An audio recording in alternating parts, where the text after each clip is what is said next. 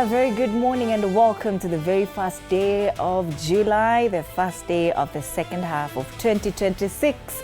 This is TV47 Breakfast. My name is Anyu Dida. How hot is your coffee this morning? Or tea? Viva, good morning. Right. You're forgetting about porridge as well, right? It can be simmering hot, and we are so glad that he's joining us this morning. Yeah. Trusting that he had a lovely restorative night and you're ready for the day and for the new month, just as you say. Absolutely. It's International Reggae Day. What's your favorite reggae song? Hey, you want to dial back the time machine with a reggae song? Yeah. There's one song that I normally sing for my wife.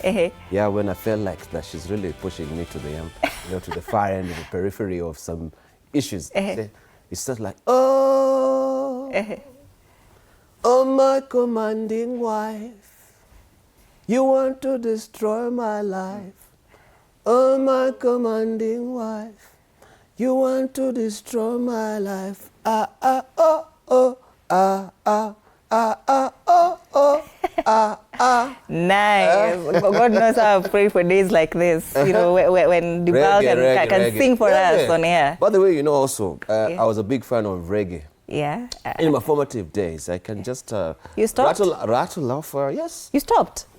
When we got, of course, to the other side of life, and you know, you like receive Jesus Christ and you change and you become a believer. Reggae. There's also gospel reggae. I can tell you where you, of course, Don Carlos. We have Ajaman Levy. Yeah. Got to carry your love, heavy, heavy Lord. Hey, but I'm running a flu, so International Reggae Day today. So it is International Reggae Day, so I'm just giving that particular latitude to sing for you early this morning. Right. But when we cross over, of course, now there are very beautiful songs also in the gospel scene, in the reggae manner. There's a temple yard as well, right? I don't want to just sing all the songs this morning, but let's hear from you as well. I want to. I can sing, but my favorite. I'll back you up. I know I'll back you. I'll back you up. Jah will never leave I by the wayside. That's a gospel reggae song. Yeah, He will never leave I alone. Yes. So remember also Christ in His kingly character. Christ in His kingly character. Yes. Christ in His kingly character. In His kingly character. All right, let's get on with So once the a reggae fan, always a reggae fan. They say get into the laid-back reggae vibe by firing up some classic reggae artists like Bob Marley or Peter Tosh, or dig into the history of reggae and find some new music. Reggae is a very good music. I would recommend. It's also International Chicken Wing Day. So, yeah, after chicken wings. Normally, so this let me tell you. Who institutes these days? No, let's interrogate first, because this is not coming from the United Nations. All right. Saying, we have conventions on how the chicken wings they are disappearing, and is there a massacre of chickens, right? Yeah. That the chicken wings are disappearing. So there's an intervention. Okay. Now that you're putting me to task, tomorrow I'll tell you where these days are coming from and where we are finding it, why we have International Chicken Day. We're concerned as the Luya people, because the chicken is our preserve. So if we hear that there is a chicken wings, we're wondering what is happening to the community of chickens. Right. We don't want the number to disappear anyway. So, being a Wednesday, it's also Relationship Wednesday. We'll be looking at matters of the heart later on the show, which is the star of the day on the show today. But at this point, let's take a look at the state of the weather. Manake, it's a very cold morning in Nairobi, but let's see how it's looking across the country.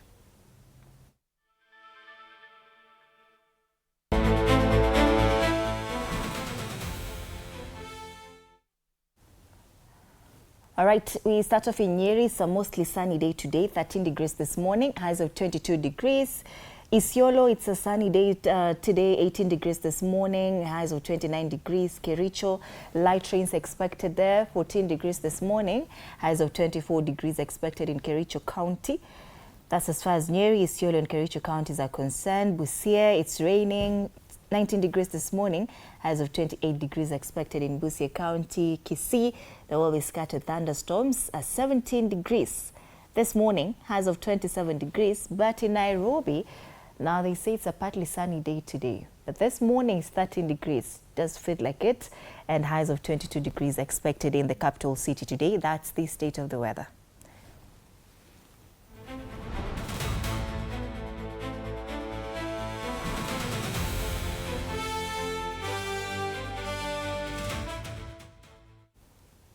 All right, let's come back and take a look at the quote of the day.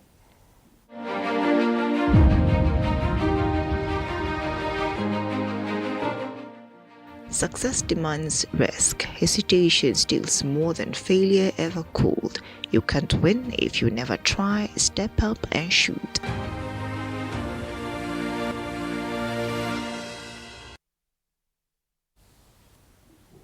Step out and shoot. Talking of shooting also yesterday. People stepped out and shot. I think Ivory Coast gave a very interesting play yesterday. You know, it was such amazing. They were holding the possession of a ball for the longest time. Finally, Norway just came through and took the day. So they stepped out and shot. And that's what we should be doing sometimes, you know. We have bugbears, fears, and trepidation that you feel maybe this is such an Herculean task, I'm not able to do it, or you stepped into your office and you feel like I'm not the person who really deserves this job. You know, you have this imposter syndrome, but step out and shoot. Yeah, you never know what will be the outcome of our shots. Absolutely. So now let's come back and take a look at news making headlines in the country and the region.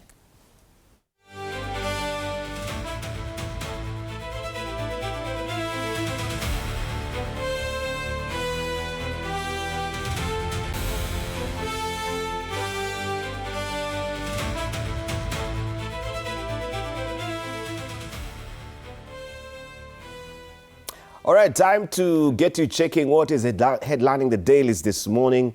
And we just want to look at all the dailies. Annie, which one are you starting with?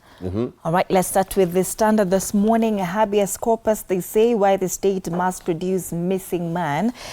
They talk about abductions, that the High Court has ordered Inspector General of Police Douglas Kanja to account for one of two men who vanished dead or alive as a protest demanding their release descended into bloodshed, with police fatally shooting a bystander.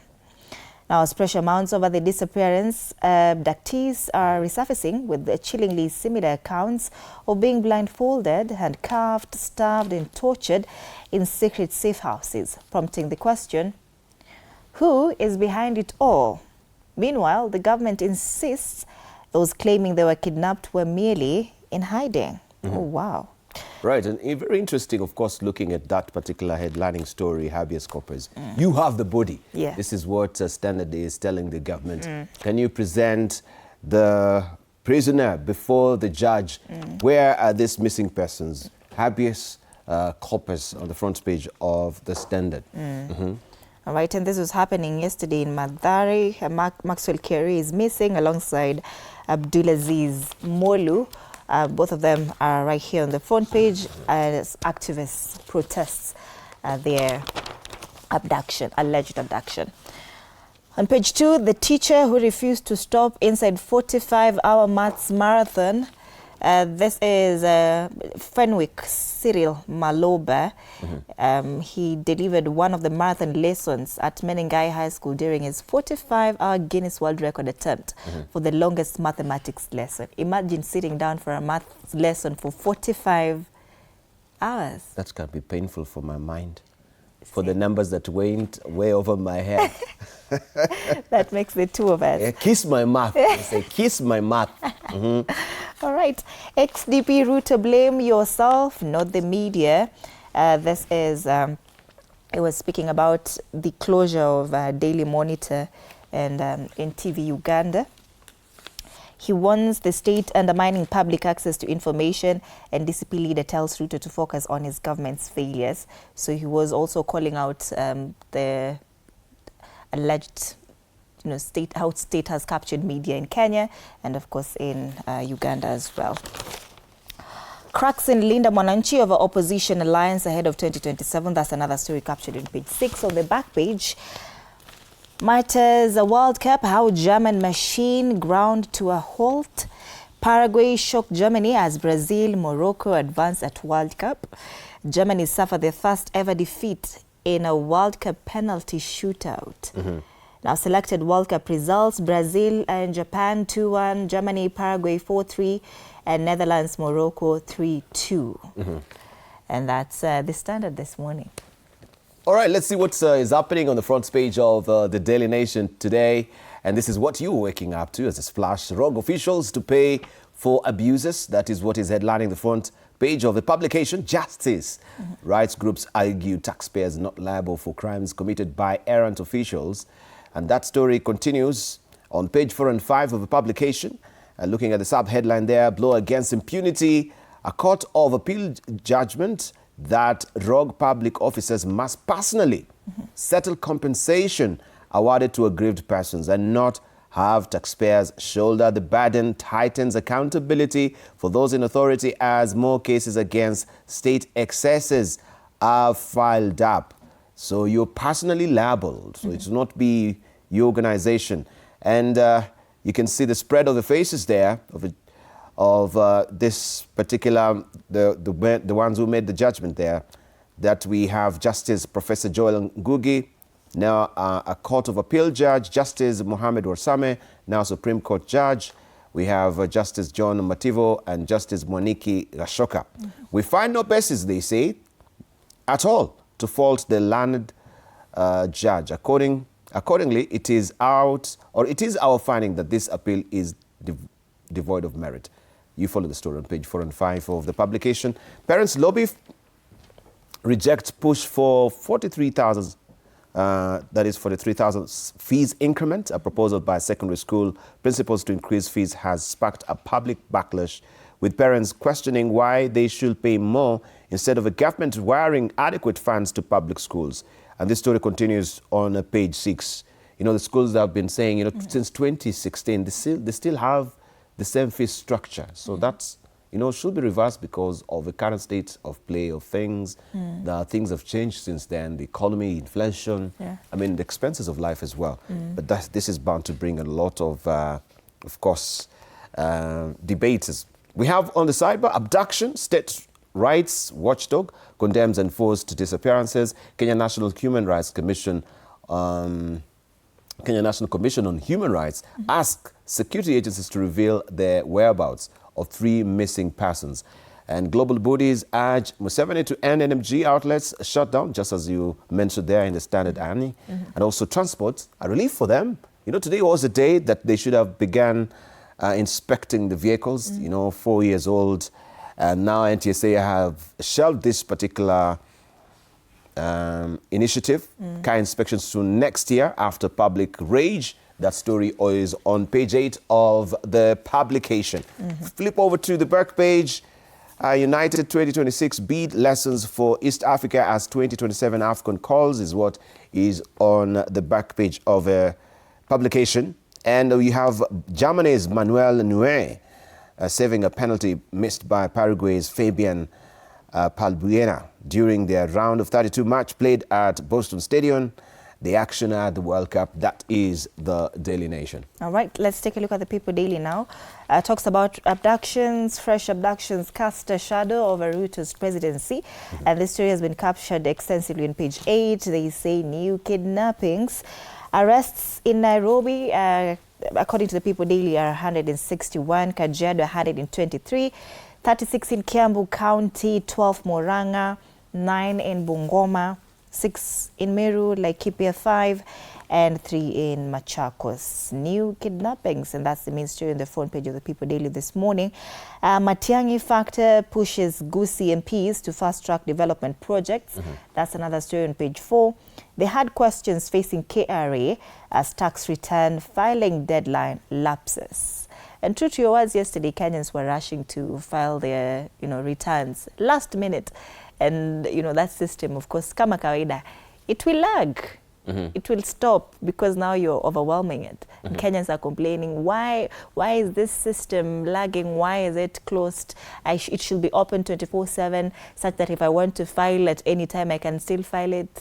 Yeah, but they should increase the capacity of their servers. Yeah, this is bound to happen. But the relief for most Kenyans, as you say, is the Finance Bill 2026, where we have amnesty. So the penalty that will have been there, right, will be actually, of course, expunged because of the amnesty. So if you were to be charged 20,000 or penalized 20,000, that amnesty will take over and give you that particular relief. So don't worry that maybe you missed because of a system. There is amnesty. So go and claim or that particular waiver. That will be waived. No, you're encouraging them to be last minuters. No, I'm just trying to tell them there is hope. Hope is a very important. They always say hope deferred makes the heart sick. So there is hope. There is amnesty. Yeah. And that's the beauty also of the Finance Bill 2026 that is yet to be assented to. If the president assented to it, oh yeah, it was passed. Yeah, it has been assented to. Yes, it was assented to. All right, IBC vows to stamp out political goons. That is what we have on the front page of the Star. No politician or political party will be spared in fresh campaign to curb violence. That story is on page 4 and 5 of the publication. Rights groups censure state's wave of abductions. And you have 3 million youth hooked on Mira as heroin, cocaine spread. 3 million. I think this is a niggling worry for the country. Yeah. And even we were just talking with Mary and we're saying, hey, what about this issue of bang that the legislation is being sought in Parliament? There was a debate around it, harking back, if you may remember, to the Member of Parliament of Kibra, the late Kera Koth, who died of cancer. And during his tour, or medical tour abroad, he interacted with medical experts who were administering actually medicinal or medicines that have a larger portion of bang into it. And so when he came here, he started that particular debate. We've seen also Professor Wajakoya really picking up the tab, or that particular the tab of making sure that we try and legislate bang smoking in the country. Rastafarians, have you talked today? Yeah, they were in the courts the other day. They want to say this is a ritual. It's part of a liturgy in our worship. Yeah, smoking bang. But you can see they are hooked here. This is Mira and heroin. That story on page 9. Fresh twist as NTSA overlooks Senate in new rule or in new transport rules. That story is on page 6 of the Star. All right. Taifa Leo now ni moto nyuma ya pazia. Ni mazungumzo yanayoendelea ya kumsaka mgombeaji atakayepeperusha bendera ya upinzani kwenye uchaguzi mkuu ujao. Yamegeuka kwa mvutano wa kisiasa unaohusisha ushawishi wa vyama, nguvu za kikanda, uwezo wa kifedha na matamanio ya kila kiongozi, huku kila mmoja akiamini ana uzito wa kisiasa unaostahili kumfanya awe mgombea mkuu. Taifa Leo inasema kwamba licha ya kusawiri mshikamano mkubwa miongoni mwao, kila mmoja wa vinara upinzani ajihisi ndiye tosha, na wote wako hapa katika ukurasa wa mbele wa gazeti la Taifa Leo. Habari kamili katika ukurasa wa pili. Martha Karua amenukuliwa hapa akisema mchakato ndio unaofanya wafuasi wakubali matokeo bila uhalali na umoja hauwezi kudumu. Vidokezo zaidi, wazee wa vijiji waanza kuvuna leo. Hiyo ni ile pesa ambayo wazee wanapewa vijijini, shilingi 3,000. NTSA yapiga breki mpango wenye utata. Wageni wafukuzwa Afrika Kusini. Shughuli za kwama mji tofauti Afrika Kusini, raia wakiandamana kufukuza wageni. Yeah, that's another story on page 8. Kule juu zaidi, wazazi sasa wakataa karo kuongezwa, na masuala ya spoti pia imezungumziwa hapo juu. Morocco ni raha, kilio Ujerumani. Taifa Leo. We have the Business Daily. Yes, watu wa biashara. The Business Daily here. Kenya misses out on 16 billion shillings as Safaricom stake sale closes. Kenya misses out on 16 billion shillings as Safaricom stake sale closes. That's an eye-popping figure. Vodacom completes buyout of Telco's 15% stake. Closure of deal denied. State 1.5. That is 1.15 dividend. The 1.15 shillings dividend per share. And you can see there Vodacom Group CEO, that is Shamil Josub, and the Treasury Cabinet Secretary John Birdie, exchanging documents during the signing of an MOU related to the state of the government's 15% stake in Safaricom. That is on December 4th, 2025. And also still on the front page of the Business Daily, World Bank steps in to heal Nairobi IMF rift. The World Bank Group is offering Kenya a helping hand in unlocking a fresh funding program from the International Monetary Fund. You can follow the story on page 2 of the Business Daily this morning. Centum sells 60% of Nabo Capital to Investment Bank. That's also an interesting one that you can follow inside the Business Daily today. Kenya Airways sues US supplier over 1.5 billion shillings aircraft parts row. That story on page 6 of the publication. Gen Z's among heirs set for the 12 trillion shillings wealth transfer from the rich. Close to 12 trillion shillings in wealth held by Kenya's richest people is expected to be transferred to the heirs, including Gen Z's, in the incoming years, forcing wealth managers to rethink how they retain clients. You can follow the story on page 14 of the Business Daily today. All right. Let's cross over our borders now. It looks like we don't have papers from Uganda this morning, so twende Bongo direct. Gazeti la Mwananchi, safari kujifunga mkanda yaanza, utekelezaji bajeti waanza rasmi leo, biashara mpya likizo ya kodi mwaka mmoja, ushuru mitumba ya magari, vipodozi imepanda juu. So bajeti inaanza kutekelezwa across East Africa today, that is Kenya, Uganda, Tanzania. Yep. The new financial year begins today. Samia ataka Tanzania kujitegemea kiuchumi, ni habari nyingine katika ukurasa wa 2 na 3 wa gazeti la Mwananchi. Sorry. You're going through it. Maji kidogo. Pole. Chauma wa mkaba ko Salim Mwalimu, habari hiyo katika ukurasa wa 6 wa gazeti hili. You have the Citizen? Or the Citizen, no more cheap rides as new fiscal year begins, right? Tanzanians planning to import used vehicles will pay more from July as Finance Act 2026 tax measures take effect, introducing changes affecting motorists, small businesses, smokers, mining investors and beauty product consumers across Tanzania. That's the main story on the front page of the Citizen this morning. Long journey from $306 GDP per capita pays off.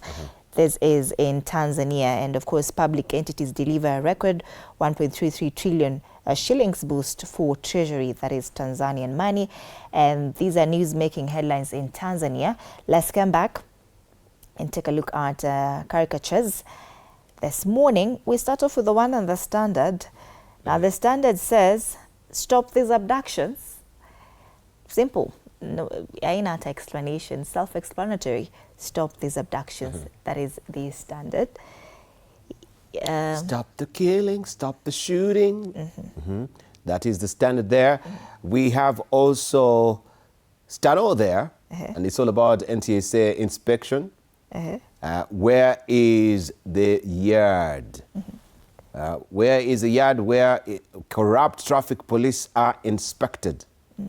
And you know the latest development right now in that regard, this has been postponed until next year after public outreach. Then we move on now to... The Daily Nation now speaks about what is happening in South Africa, the protest that took place yesterday to remove the immigrants, you know, from South Africa. Looks like the president, Cyril Ramaphosa, has lost all the powers to drive that nation to the right direction. Amekaa hapa kwa kiti yake imeandika South Africa. Is a very important political decision you can make. It is very decisive. If you don't move on with the South Africans, then it means, you're against us. His hands are tied. Yeah, his hands are tied. So he has to speak the voice of the people. That is the voice of the people. And in a way, you know, listening to some of their concerns, just briefly, you could say, you know, they're saying, why can't you fix your own problems in your country? Then you don't have to come to South Africa. What do you do? What do you do here in this country? I'm a Baba. You mean you didn't have any hair to cut in your country? You have to come to South Africa to cut it here? Is it go justified? back, go and fix your country. Go back and fix your country. So you're saying that is justified? What they're doing? No, this is what they're saying. But by the way, you see, they're saying, if Kenya has problems, why then do we go to South Africa for greener pastures? Go back home and fix your country. You know, all those foibles and idiosyncrasies you have there. The children that are not going to school, access to hospital. Why do you want to come to a public hospital? Go back, go back, go back. That's the message. Go back. Yeah, so go back to your country. Come back home. Kenyans, if you're there, must come back home if they want you to go back to your country. We have finally the one on the, is it Daily Nation? I see it somewhere. Yeah, lost in the shuffle here. Let me just try to retrieve it again. Star, the one on the Star, finally. Yep. The former Deputy President Rigathi Gachagua is here alongside President, but the caricature says that Masi announced to everyone that he is working. That is according to this caricature that captures former Deputy President Rigathi Gachagua. That must the President announce every time to everyone that he is working. But what's the problem? Well, yes, what's the problem? If he doesn't speak, you say, oh, no. He's not working. Yeah, he is not working. Yes. So in this country, whether you do good, you do bad, yeah. Either way. You said we're a country of lamentations. We are a country of lamentations, you see? Yeah. Somebody has to lament somehow. Yes. Yes. All right, so these are news making headlines in the country and, of course, regionally, and they'll be shaping conversations as well this morning. Indeed. At the State of the Nation. Who do you have this morning? Yes, this morning we are joined by Duncan Madenge on set, and that is a Member of Parliament in Nyeri Town, also Wilberforce Owundo, Member of Parliament for Nyula, and also we will be joined by Harrison Kinyanjui, Advocate of the High Court. So this is bound to be a very interesting conversation, just doggedly following some of the headlining stories that we do have here. The question of the NTSA is a big one. Wamunyoro also was contesting it as well, but we can see the latest development. But we want to see, especially when it comes to communication, you can't just wake up one morning and tell us, from July 1st, we'll be inspecting your vehicles. 4 years old, go to industrial area for inspection. Yeah. I mean, you have to prepare the citizenry. Tell us, what is the rhyme and reason for Kenyans to go and take, this inspection? What is it because, we have so much accidents? We understand every year around 3,000 people die in Kenya because of road accidents. Yeah. So is this what is prompting this particular move by NTSA for the inspection of the vehicle? Yes, and this money, or what legislation is really underpinning also the collection of this money. Yeah. We cannot just collect money willy-nilly, no. So I think that will be part of the conversation as well. Yeah. The conversation has already started. It started already? Aha. All right, later on we'll be talking matters of the heart relationship Wednesday. Gen Z and marriage. Yeah. Are they redefining commitment? Gen Zs, it appears Gen Zs don't want to get married. So that is what we'll be talking about. That's a great threat to humanity. Really? Guys, yes. No, that is a niggling worry. By the way, have you seen what is really happening? Looking at even the international media, they're primarily focusing on fertility.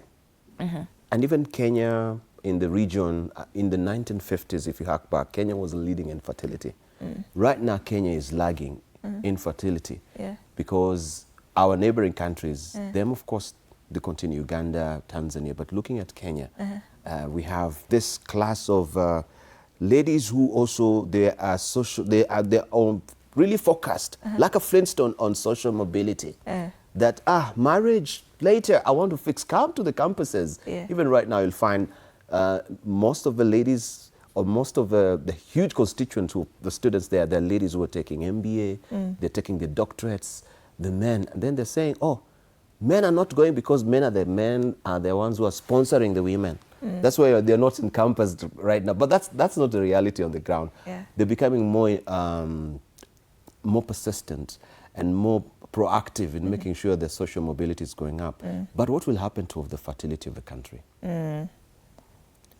They are not choosing to settle down. They are choosing to progress with their career. And the ideology around it, you'll find it is because of feminism, right? What man can do, yes, a woman can do it. We'll have that conversation, me and you, later on this time. I know. Because we are out of time. So you and me, we're going to sit down and have that conversation before we get into the conversation at 8 a.m. But do interact with us through our socials, TV47 Kenya on Facebook and on YouTube. On X, it's TV47 Digital.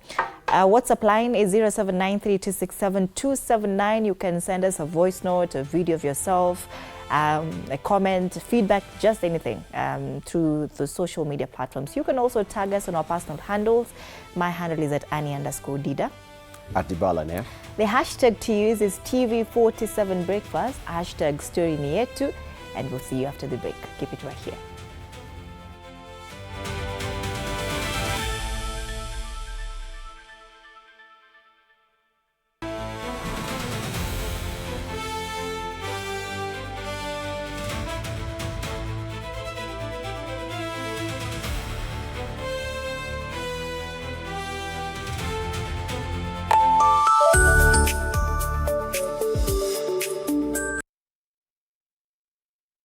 Sundays at 8:30 p.m. Good morning. You have my rent? Leo jioni kama tutakuwa tumelipa rent, nauza hii simu yako. Hamna pesa. I need 3 G's to make my nails today. Sasa hivi natuhusu aje? Can I order now? Do you ship? Can I get blinking ones? Mimi nilikuwa na trade. Nimewekelea kitele yangu. Kitele yangu na trade. Nikikunyuma. Oh my God. He left me. Nitumie ni line. Uko nje kuna wifi. Why? High five? Wait, so what do we call this dish again? I have no idea. The cucumbers are there specifically for my beauty routine. Tamulini kero umeka kwa beauty product. Na ameenda. Tunafaa tukuwe na logo yetu. Like, si ni brand already. We won't entertain divas. No. I'm not dealing with a man child. Amazing. Nishapenda hii energy. Sundays at 8:30 p.m. on TV47. Saturday at 8:30 p.m. My father used to tell me that our hotel is the home for travelers. I guess I forgot that. Recently, it's been more of a mirror of my own ambition. Ooh, yeah. We might fail. We will probably fail, but not for a lack of trying.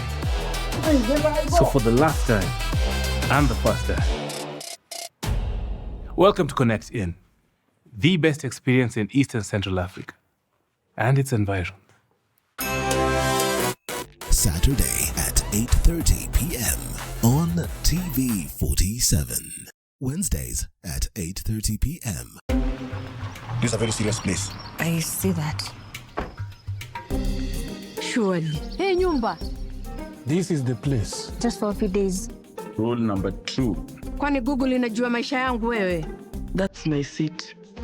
It's a chair. It was hers. You're new here? Yes. You learned the rhythm. This place is run by structure. Structure. It is a system. Ni venye tu ni system haisikizi.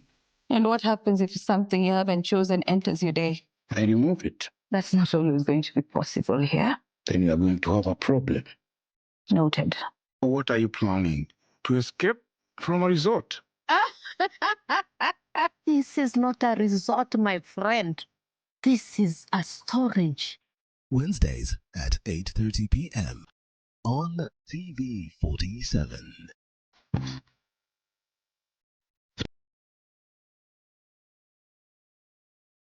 Nairobi, where the hustle never sleeps and neither do the scammers. Link Up, we are talking about something that's affecting all of us. We are talking trust. We're diving into the campus life. Stay fresh, stay safe. Stay linked up.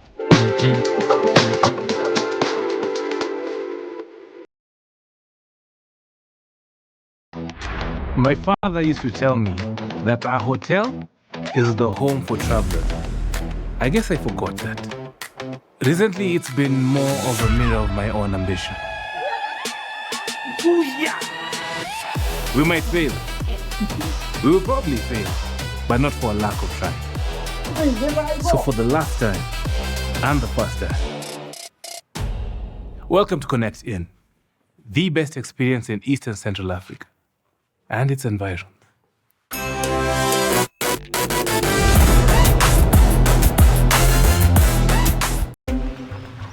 very serious place. I see that. Surely. Hey, Nyumba. This is the place. Just for a few days.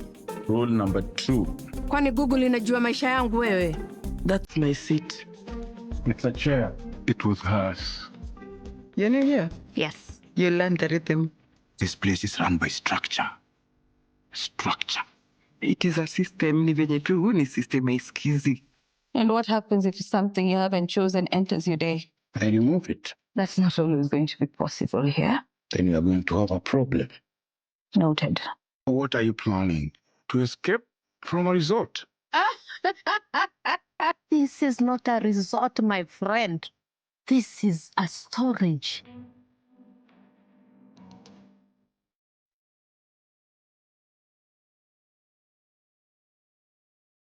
You have to be very careful. Fake money can kill business.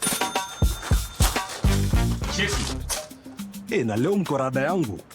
Small money, kapesa kadogo, big behavior. I only have big notes. Alikuwa anatafuta courage. Yaani nafaje kutengeneza kachumbari na manyanya zinakaa hivi? Ona, hii ni kama kiwaru. Hiyo inaitwa commitment.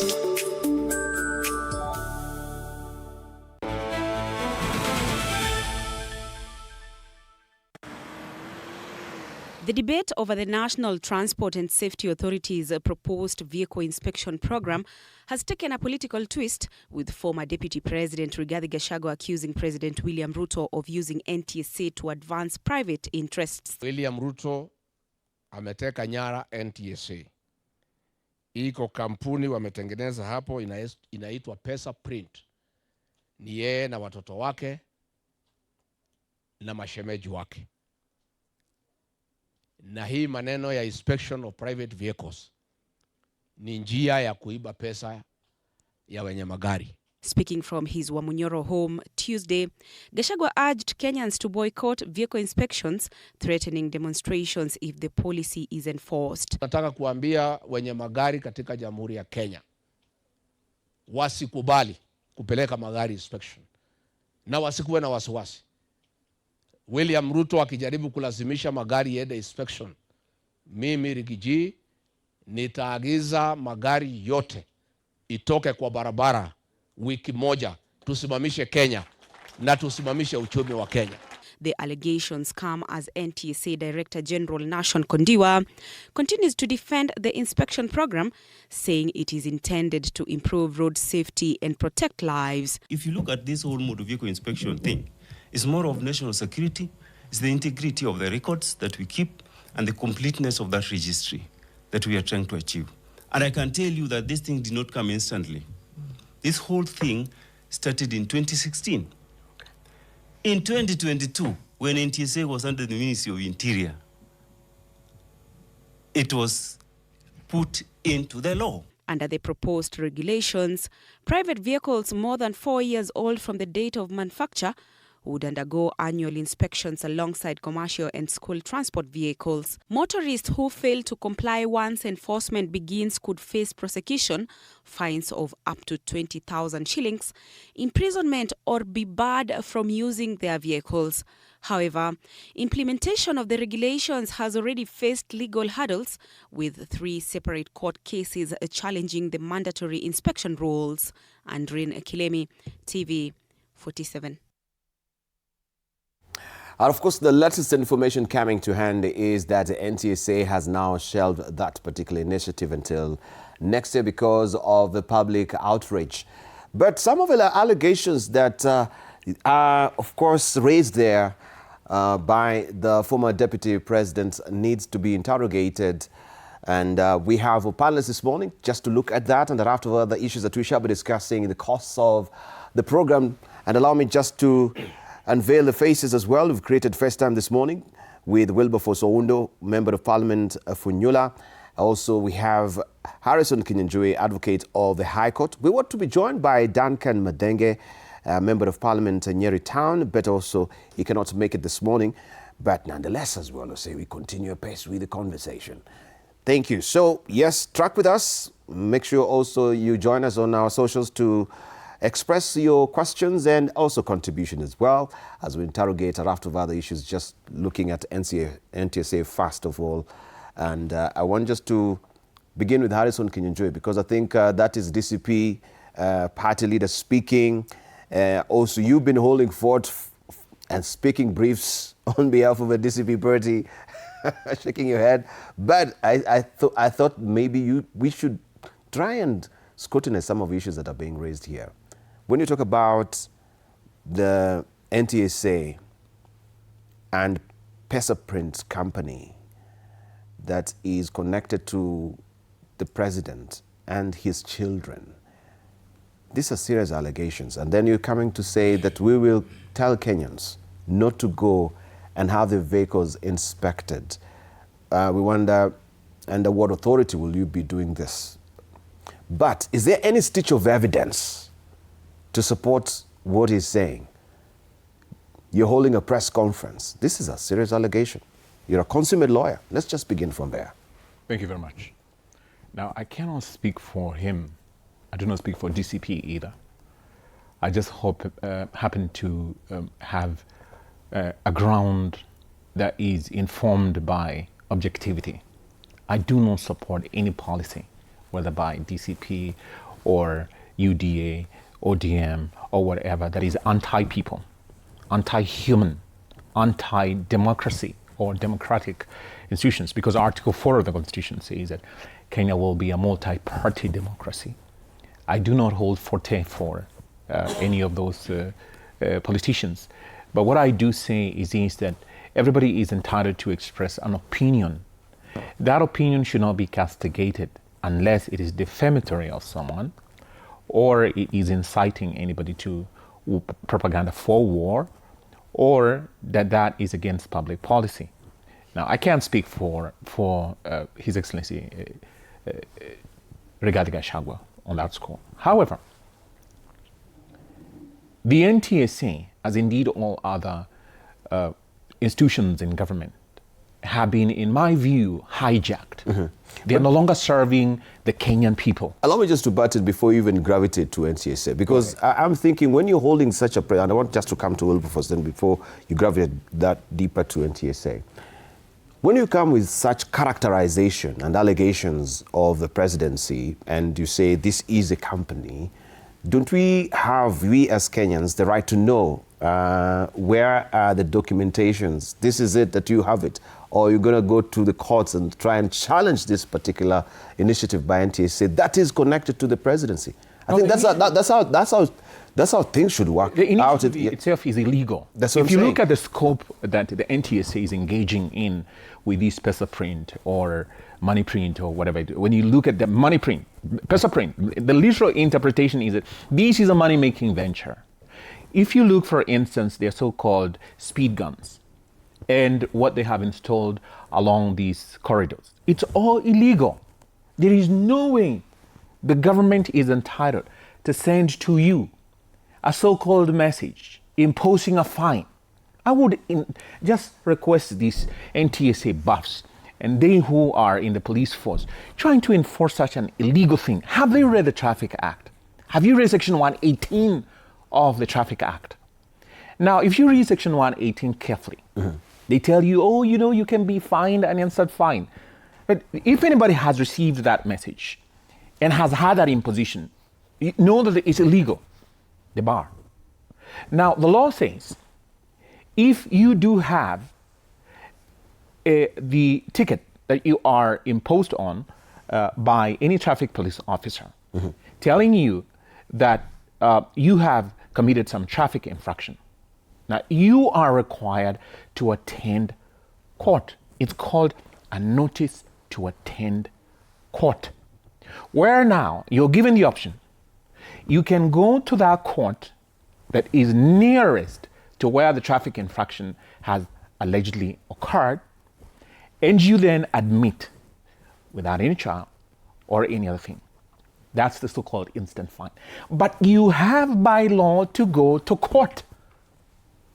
Now, should the traffic police officer then find your car possibly parked on the wrong side of the road, possibly obstructing the law, that law says that the traffic officer will emblazon on your car that notice to attend court, the so-called instant fine ticket. Now, you are then required to attend court within 24 hours, present yourself, and then the nearest police station. But there is no such thing as the police officer sending you, or the NTSA, or PESA print, or you call it money print? PESA print. PESA print, money print, I want to call it, for what it is. To send you an SMS on your phone telling you that you have been fined such and such a fine. It is not possible. Then you find the same NTSA is coming up with these regulations. Now, way back in 2004, the same regulations had been imposed through a legal notice. The Law Society instructed me to file a court case against those regulations. One of the arguments that we raised before the court, which is why the NTSA withdrew those regulations. They withdrew way back. This is not the first attempt. One of the arguments that we posited was, the NTSA has imposed a 4-year cap. Wait a minute. That is discrimination. Where did you get this notion that only 4 years and older ought to be inspected? Why not 2 years old? Why not 1 year old? You can have a brand new vehicle that has a mechanical problem. That vehicle will pose a threat on the road as opposed to a 14, 15, or even 20-year-old vehicle that is properly maintained and kept. So the mere fact that you have this cap of 4-year-old does not guarantee that you will have safety. So what is all this for? They know that the moment you present your vehicle for inspection, you have to pay what is called a booking fee. Now that booking fee is 1,000 shillings as we speak. To get on this platform that is operated by these mandarins that are out there to fleece the Kenyan people, you need to pay 50 shillings of the service fee. Now, you then, after being booked, have then to pay the actual inspection fee, which is another 1,000 shillings.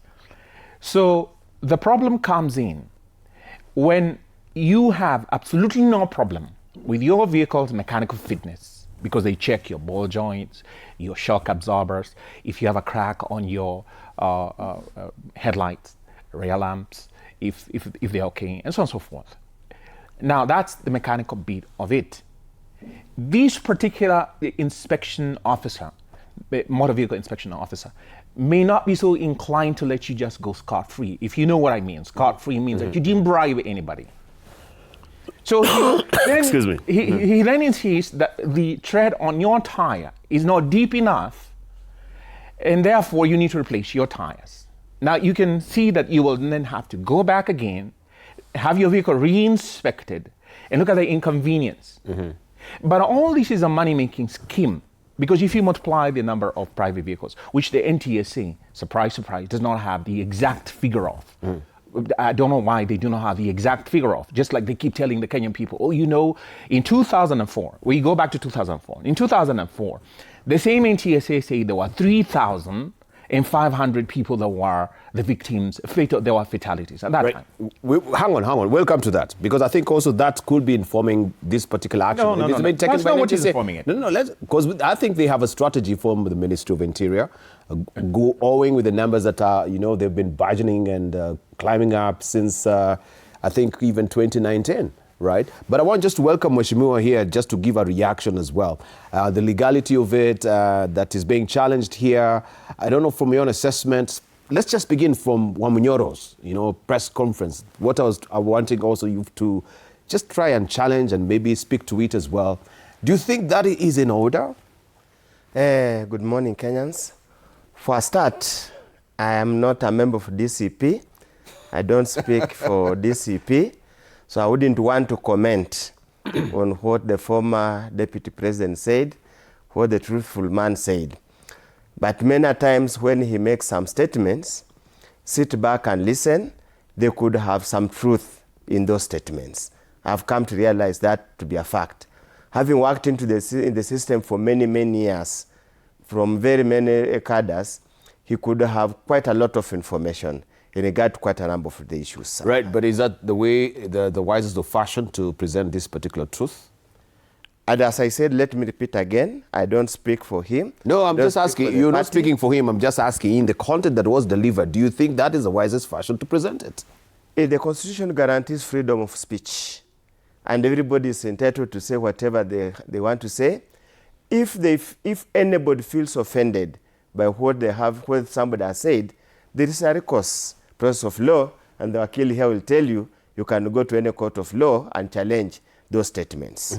That's right. the fact of the it. truthful man really comes with, what you say, yeah, there's some elements, of truth into it, but we never see this taking action, even in the recourses of courts, so that we have, at the end, some discernible action coming from what he says. A lot of allegations, but they don't really bear fruit in terms, maybe it's informing Kenyans, but we wanted to see challenge, okay, there has been maybe some tracking of arms in certain countries that have been mentioned. We want to see action around it as well. So once you came and you made this allegation, what should Kenyans do? As I said, and you will continue to say, yeah, let's Kenyans consume the information given. It's up to them to decide what to do with that information. And I want to repeat again, if anybody is aggrieved by any statement made by any Kenyan, in whatever forum, in whatever manner, in whatever style, they are free to challenge those allegations in a court of law or any other forum provided for in the laws of Kenya. In respect of this matter, I cannot speak because to the best of my knowledge, where I stand, I know there's a gazette notice, there's a subsidiary legislation in respect of that matter, which has faced a lot of challenges. I personally feel extremely uncomfortable with the way it was rolled out, even feel uncomfortable with quite a number of the provisions in that regulations, which looks utterly unreasonable, unfair, and are going to be unnecessarily cumbersome. And that's why where I stand to oppose those regulations as it stands now, and the attendant directives that have been given by NTSA in respect of that matter at the moment. They could have some valid reasons, valid argument, security, safety, prevention of accidents, and all those plethora of excuses. But the long and the short of it, we need to have a very organized process of enacting laws, enacting regulations that have got a direct impact on the lives of Kenyans. We are already complaining a high cost of living. Imposing further charges on a typical Kenyan, you are being extremely insensitive and unfair. Truth to be told, in the last parliament, these kind of maneuvers were attempted, but at one time it was killed along the line. At one time, some American groups came around to try and check where can they set up inspection centers for motor vehicles and those kind of things. Then Corona came. I think the story fizzled. I never heard of it again. I know the regulations came through the Committee of Delegated Legislation, the National Assembly, which they only come to the chamber, to the plenary, if they are being annulled. But if they are being accepted, then the standing order allows them and the law to just end at that particular moment. Having looked at them, to be honest, they have so many objectionable provisions. And as Wakili has said here, I don't know who told them that an old car is by default defective. I don't know who told them. How many times do you have even new cars that are recalled because there was a defect from the manufacturer? And a 1-year-old vehicle could have been abused, could have been misused to a point that it's even in more bad mechanical condition compared to a 10-year-old vehicle. That's where we should start the conversation. Where's the science? Where's the mechanical theory that informed that decision? If an inspection has to be done, let inspection be subject to all vehicles. But then again, what is the essence? What is the essence? Many times the accidents in this country are not caused because the vehicles are faulty. They are caused by human error. They are caused because our roads are bad. When you hit a pothole, then the vehicle swerves. It's not your fault. The pothole is there because the government has refused to do what it's supposed to do. If you find an illegal bump that you are not even aware, there are no signs to show that it's a legal bump, what do? If you cause an accident, they cannot be blamed. If the design of the road is faulty, like the Nithi Bridge, and you cause an accident, it might as well be a matter that we need a complete conversation. But here again, secondly, the high-handedness approach NTSA and the government approaches things. See, you can't just tell me that there's a speed limit here. When you exceed the speed limit, I will send you a fine, you must pay. Where are the mitigating factors? I could be speedy because I have a patient who's about to die. I'm rushing them to hospital. That's why we have to go to court and mitigate your case. It's mandatory. It's mandatory. You cannot just send me a ticket for no apparent reason. Again, this inspection issue and the sticker is an extortionist process. The police will always be stopping you, say, boss, is sticker yako ni fake. By the time you argue with those unreasonable traffic or police officers, you have lost time. You will end up paying money for no apparent reason because you have to go. So we should be very careful. And in a case, finally, in this country, any idea that's rolled out, any idea that's being planned, is not for the benefit of the people of Kenya.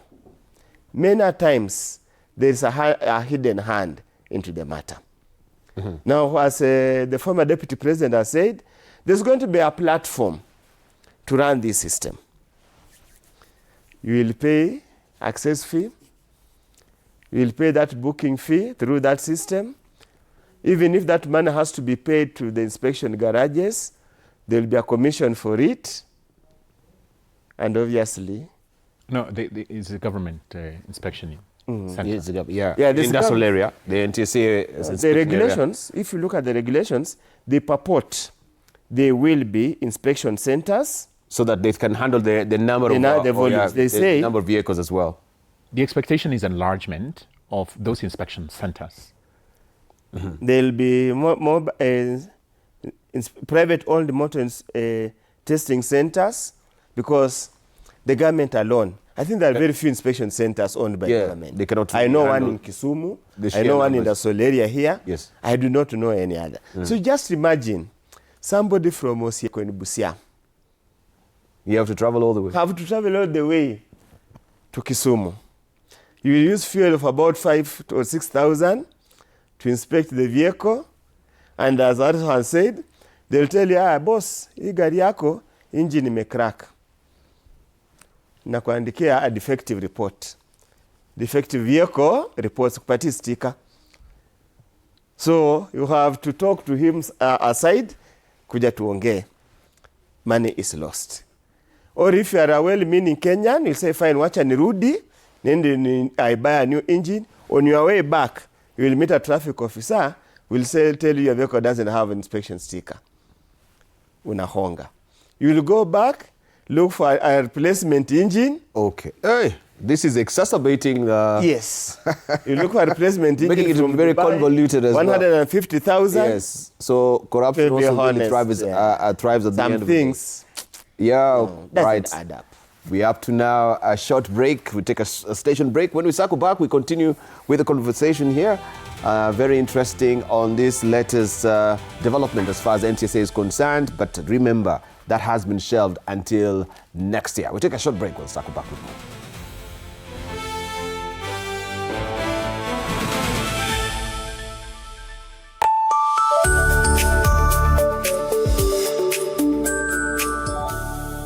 Sundays at 8:30 p.m. Good morning. You have my rent? Leo jioni kama tutakuwa tumelipa rent, nauza hii simu yako. Hamna pesa. I need 3 G's to make my nails today. Sasa hivi natuhusu aje? Can I order now? Do you ship? Can I get blinking ones? Mimi nilikuwa na trade. Nimeekelea kitele yangu. Kitele yangu na trade. Ikikunyuma. Oh my God. You left me. Nitumie ni live. Uko nje kuna wifi. Why? High five. Wait, so what do we call this dish again? I have no idea. The cucumbers are there specifically for my beauty routine. Tangulini kero make a beauty product. Na ameenda. Tunafaa tukuwe na logo yetu. Like, si ni brand already. You won't entertain divas. No. I'm not dealing with a man child. Amazing. Nishapenda hii energy.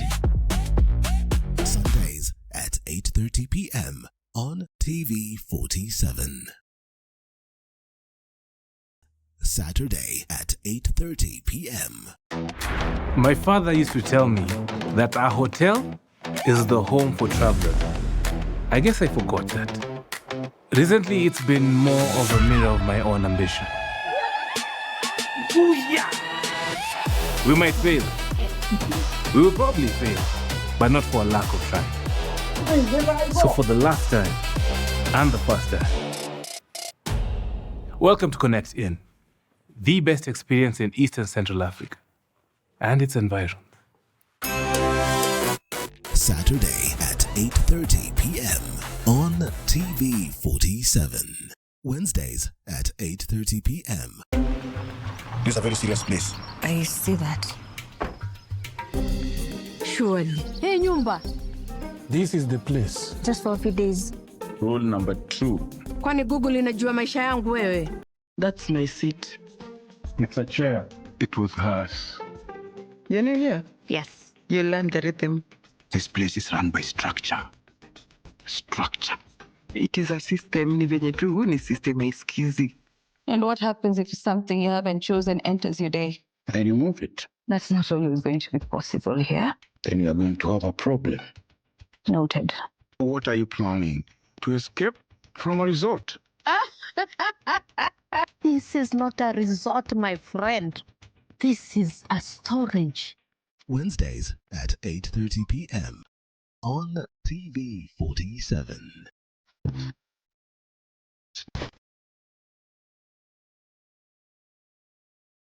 Nairobi, where the hustle never sleeps and neither do the scammers. Link up, we are talking about something that's affecting all of us. We are talking trust. We're diving into the campus life. Stay fresh, stay safe. Stay linked up.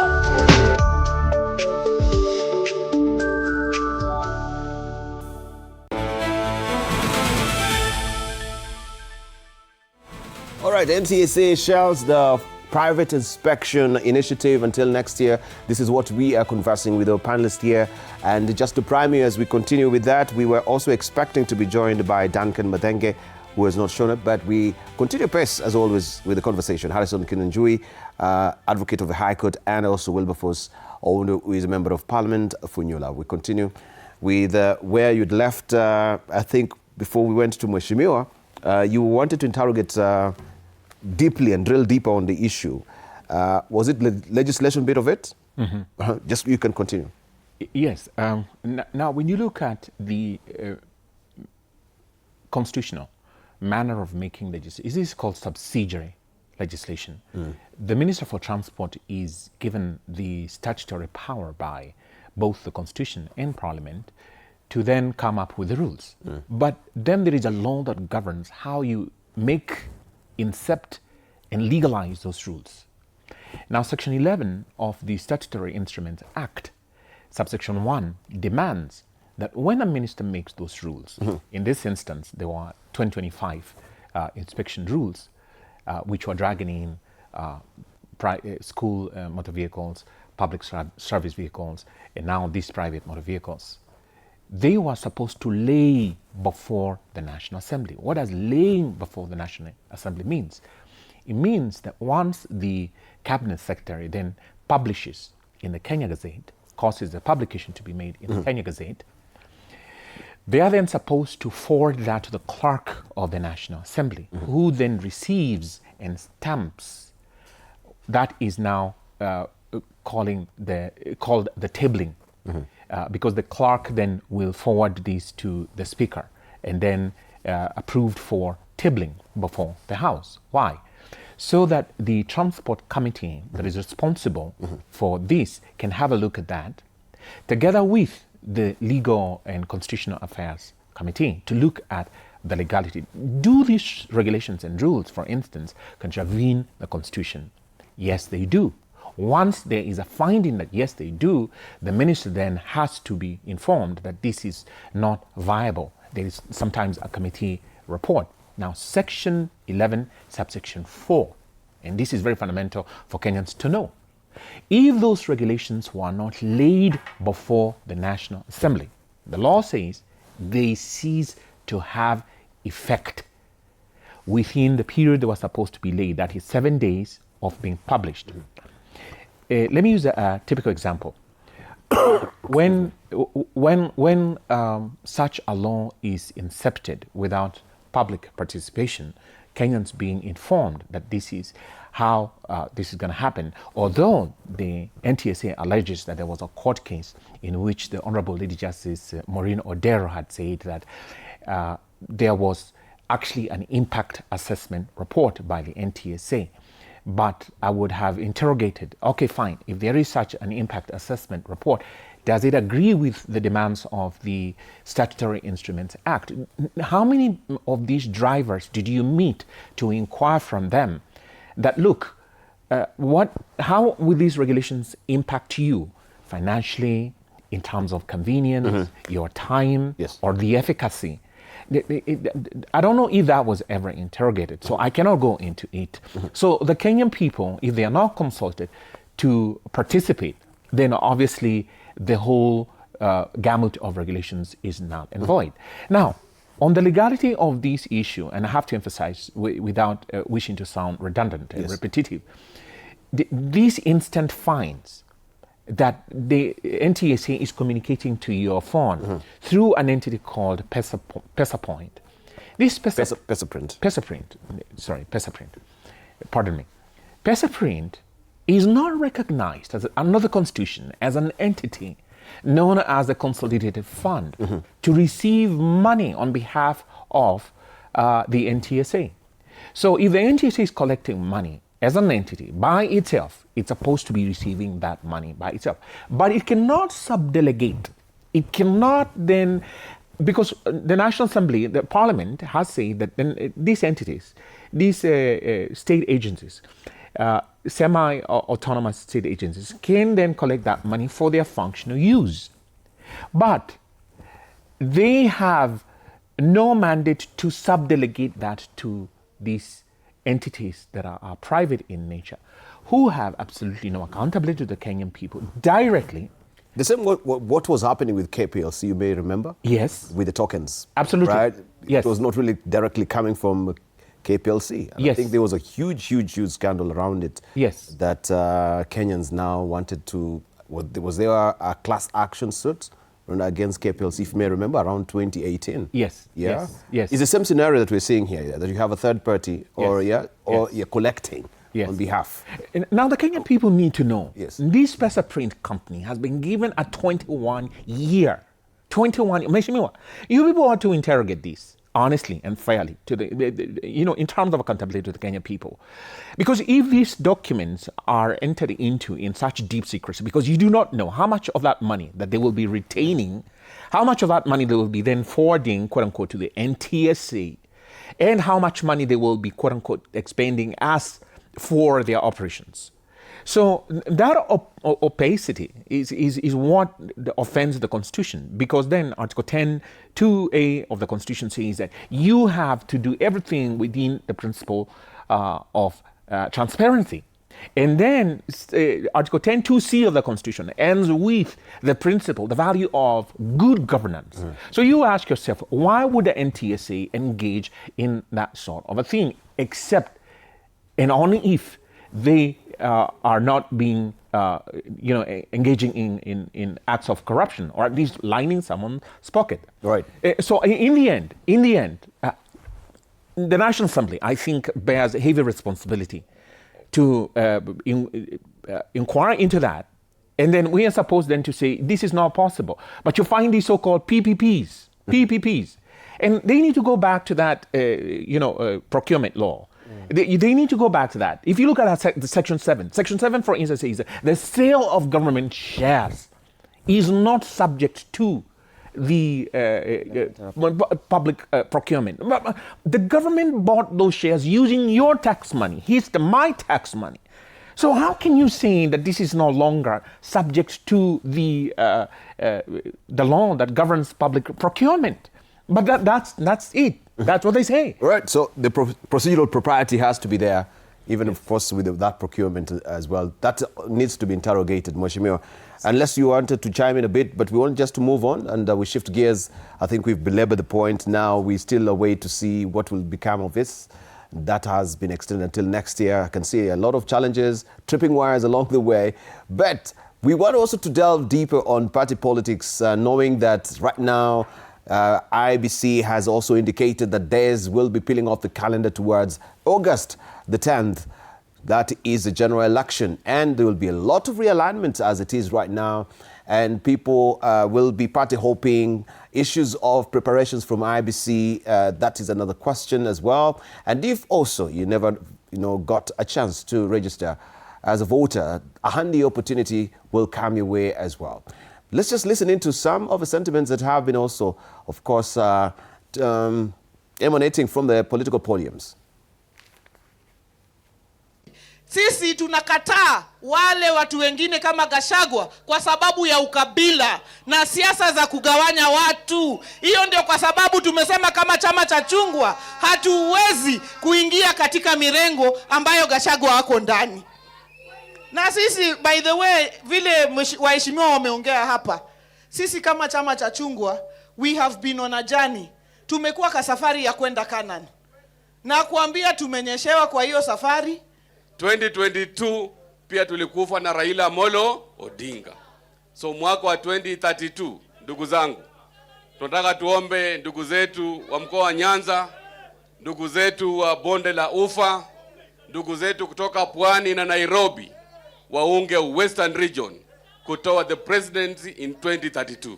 34 years tangu Kenya ipate uhuru, hawajawahi kuona rais mwingine ambaye sio mtu Mount Kenya na sio mtu Rift Valley. Lazima baada ya huyu mzee Muluya lazima kuwe rais ya Kenya kupitia chama cha ODM. Sasa huyu jamaa alikuwa rais ya Jamhuri ya Kenya. Alishindwa, alikuwa na polisi, alikuwa na kila kitu. Yeye wakati alikuwa anataka kuwa rais 2013, wakati waliibia baba aliapishwa. 2017 wakati waliibia baba aliapishwa. Bora ya kuapisha baba 2022 long call. Walikuwa wametupangia sisi kama ODM. Hakuna vile tutaenda uchaguzi bila kuongea na Mheshimiwa William Ruto. Sisi tunatoa mpaka rais. Ndiposa tukubaliane na yeye.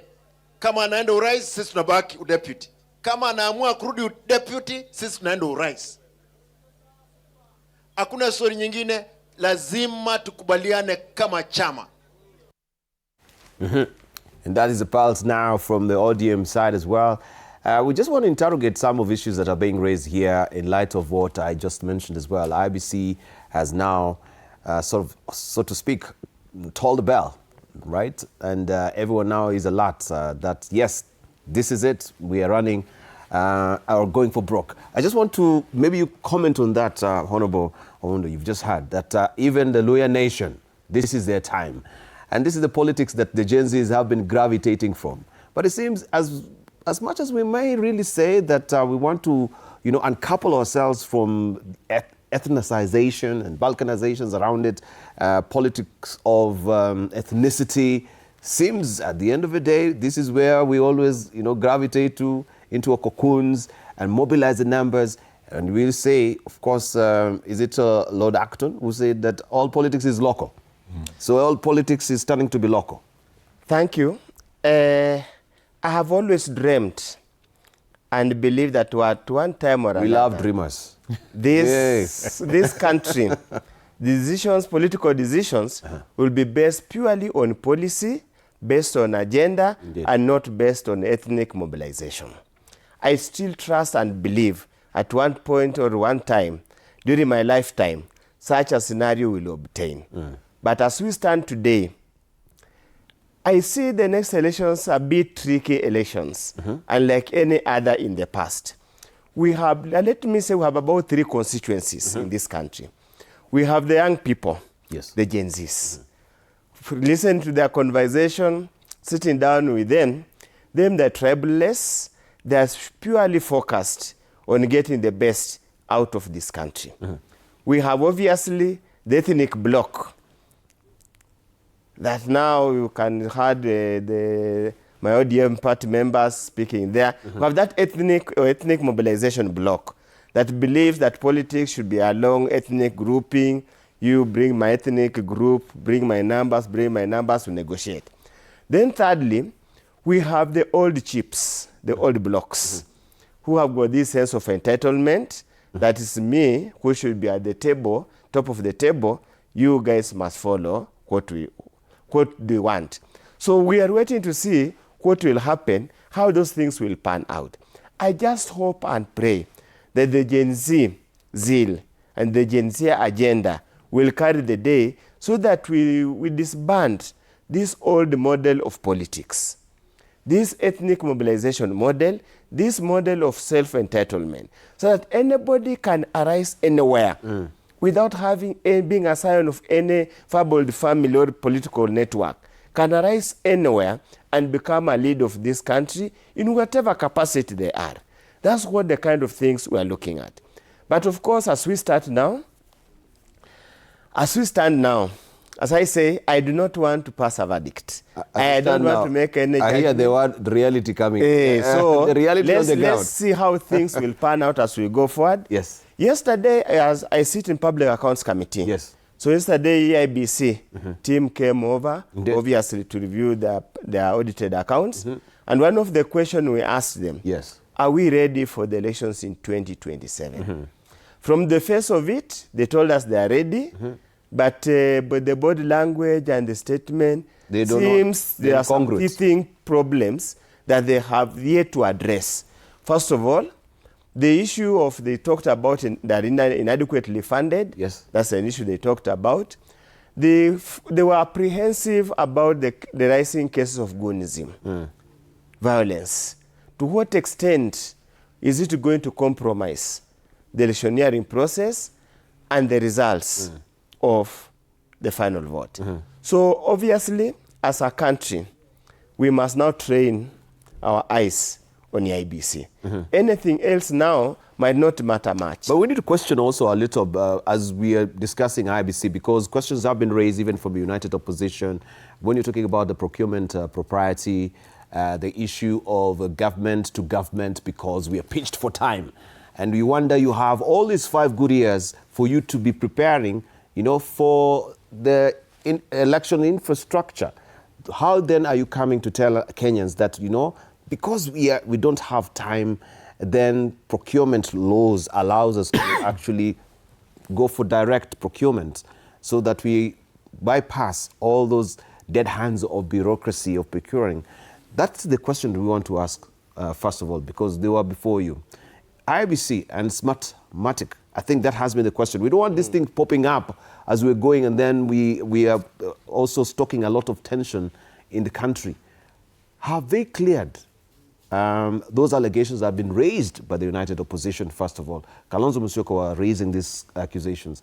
Were those also emerging from your conversation with IBC?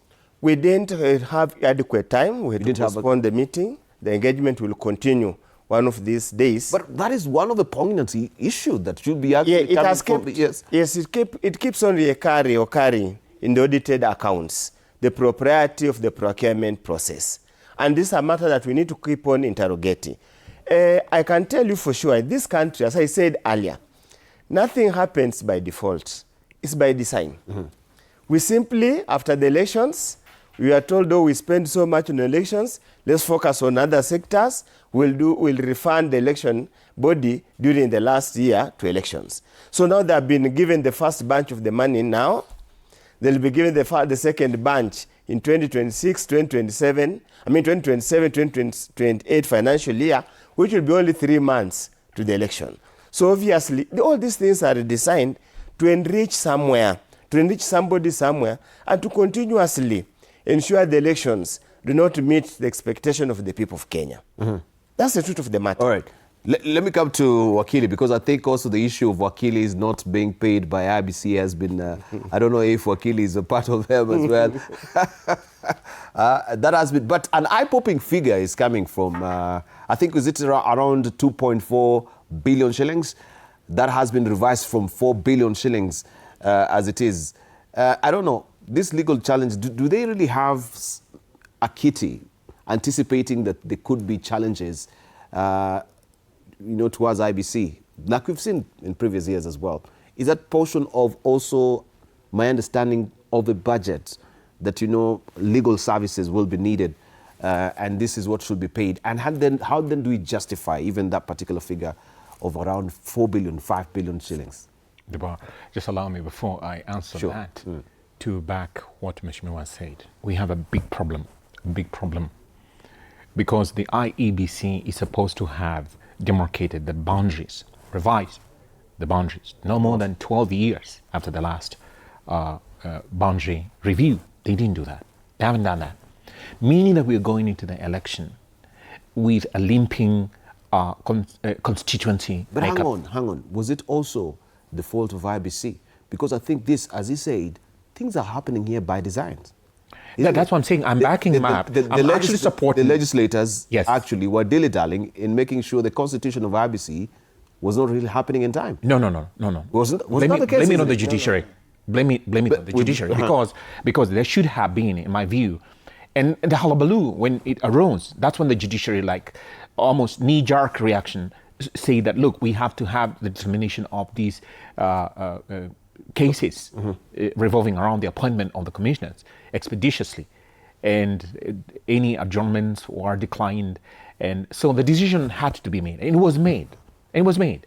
But the dragging of the cases with the NARCO report and the appointment of those commissioners, I mean, that is what triggered the so the judiciary, the judiciary, in my humble view, I mean, I don't know, I don't want to leave blame, and like I always say, that they are very hardworking judges, very hardworking, and I admire them, and I truly even sympathize with them, because you see, they have such a heavy workload, and they have these thin timelines, and then the technology is not giving them, for instance, voice to record sort of technology, which they should be having, in my humble view, where they just say that, look, this is a judgment, and so they give their opinion, it's transcribed, and then they can now edit that. And it can happen in a very they do not have that. They have a limitation with regard to their researchers, and now they are swarmed with these sort of things. And then you hear budgetary constraints. Like what Mheshimiwa say, by design.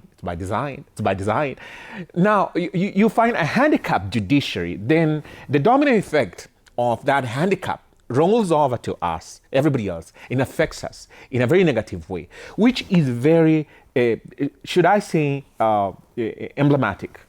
It's very disturbing, because you see that the issue of planning, Mheshimiwa has made a very heavy point, that if the release of the funding, the second tranche will come 3 months just before the general elections next year, we are facing a crisis. And I don't want to say, with tremendous respect to every person who's listening to me in African parliaments and across the continent, that the African, I'm going to say this with huge circumspection, in tremendous respect, the African does not plan, he who is in the planning sphere. It is very wrong, and it is terrible and horrible. What is happening, for instance, allow me to digress just a little bit and I come back. What's happening in South Africa? South Africa, you have so-called xenophobia. That's not xenophobia. That is planned, deliberate. I back Mheshimiwa what he's saying. It is by design. There's no such thing as coincidence in that regard. And you ask yourself, and I was horrified to see Kenyans being shipped from South Africa using government resources. Excuse me, did the Ministry of Foreign Affairs contact the Ministry of Foreign Affairs in South Africa and say, is this your policy now? Has it become your policy to chase the rest of Africans from South Africa when the Africans help fight for your independence? We housed you, we helped you fight the apartheid regime. Now you have come to face, exit and chase our people who are there working, but under the guise that you have heavy unemployment and all of that. This, for they who are in African parliaments, is taking them by surprise when they ought to know way back in 1973, the Club of Rome designed the map of the world with 10 regions. Now, South Africa happens to be ganged up in Region 4 with Australia. Now, this is the dictate that they want to engender, to achieve. So you wonder, okay, that happened in 1973, and they are effecting it now. So we're not seeing through the web of deception that is happening. Absolutely. Right? For South Africa. Yeah, for South Africans, even for South Africans themselves. Yes. Yeah. They are using xenophobia. Yeah. And who are they? The buffs. They who are behind COVID-19 and all of that, the Strait of Hormuz, the same sort of division that we're having now is coming to divide Africa. Was there an African Union sitting for them to inquire and interrogate why is this happening? But you find this is civil society sort of, driven. It wasn't from the government of South Africa. Yet, yesterday was supposed to be the deadline for these Africans who are in South Africa being housed, illegal immigrants and so forth. But that is an epithet that is supposed to be the justification for this. The planning was done for them. Coming back now to the IEBC. The IEBC's planning, and you have now the provider, the Smartmatic, and I don't know if Mheshimiwa and others will interrogate that very carefully. Because we will have a problem, and a very big one, during the election. If, for instance, we are told there is some electronic failure, what will happen? What will happen? They've already procured this company, as it were. And then we go into it. And then there are huge allegations of rigging. And for instance, the IEBC, now coming to your question about the legal fee, find itself, it has to defend itself against this procurement or against these shenanigans that arise because of that. And it has to spend a lot of money. So it has budgeted, probably in a projected scenario like that erupting. But in my humble view, the IEBC is not immune to the same shenanigans that are bedeviling the counties, the national government, in terms of legal procurement. They're having questions. Why should the Attorney General procure external lawyers at such a high fee when it is populated by lawyers? And we have very many lawyers who are unemployed and they're looking for employment, who should be employed by the government. And they don't have it. And this is the answer. Some of these lawyers, they are my colleagues, some of these lawyers, they are in cahoots with they who are in government, they who are in the county governments, they who are operating in those entities, and they give a slice. They are told, for instance, we'll pay you 100 million. But out of this 100 million, you'll end up with only 20 million. I've never done it. I'm not part of that shenanigan. And then you find that the IEBC or that entity, for instance, will have a huge legal bill. The lawyer actually ends with probably a tiny bit of it. But then you have the corruption gravy train. This goes to the CEO, this goes to the so-and-so, that goes to the so-and-so, it goes to the big man. This is what Mheshimiwa is talking about, the reality. What is the ideal scenario? I'm not going to rehash what he said. The ideal scenario is that. So coming back even to the African continent, which is why I say that they who are in positions of power in Africa, we do not have a bullet train in Africa. You haven't heard of any plan to have a bullet train in Africa. We don't even have an African car. We thought SGR will have been a bullet train. Let me weigh in on the issue of legal you get what I'm saying? Yes. Let me weigh in on legal So it's a horrifying scenario that we're getting into 2027. Right. Let me weigh in on the issue of the legal fees for AIBC. Just to cap it up, I have continuously asked, how, if look at it from a business point of view, how can you owe me money from 2013 and I still keep on offering you services? Yes. It doesn't make any legal sense. Harrison, how does it work? I offered you a service in 2013, you have not paid me. You still have my pending bills. 2017, I offered service, you have not paid me. 2022, I offered you service, you have not paid me. So, and these figures are humongous. 4-point-something billion, they went and negotiated, came to 2.9 billion. Yes. So even if, so On what basis was the negotiation undertaken?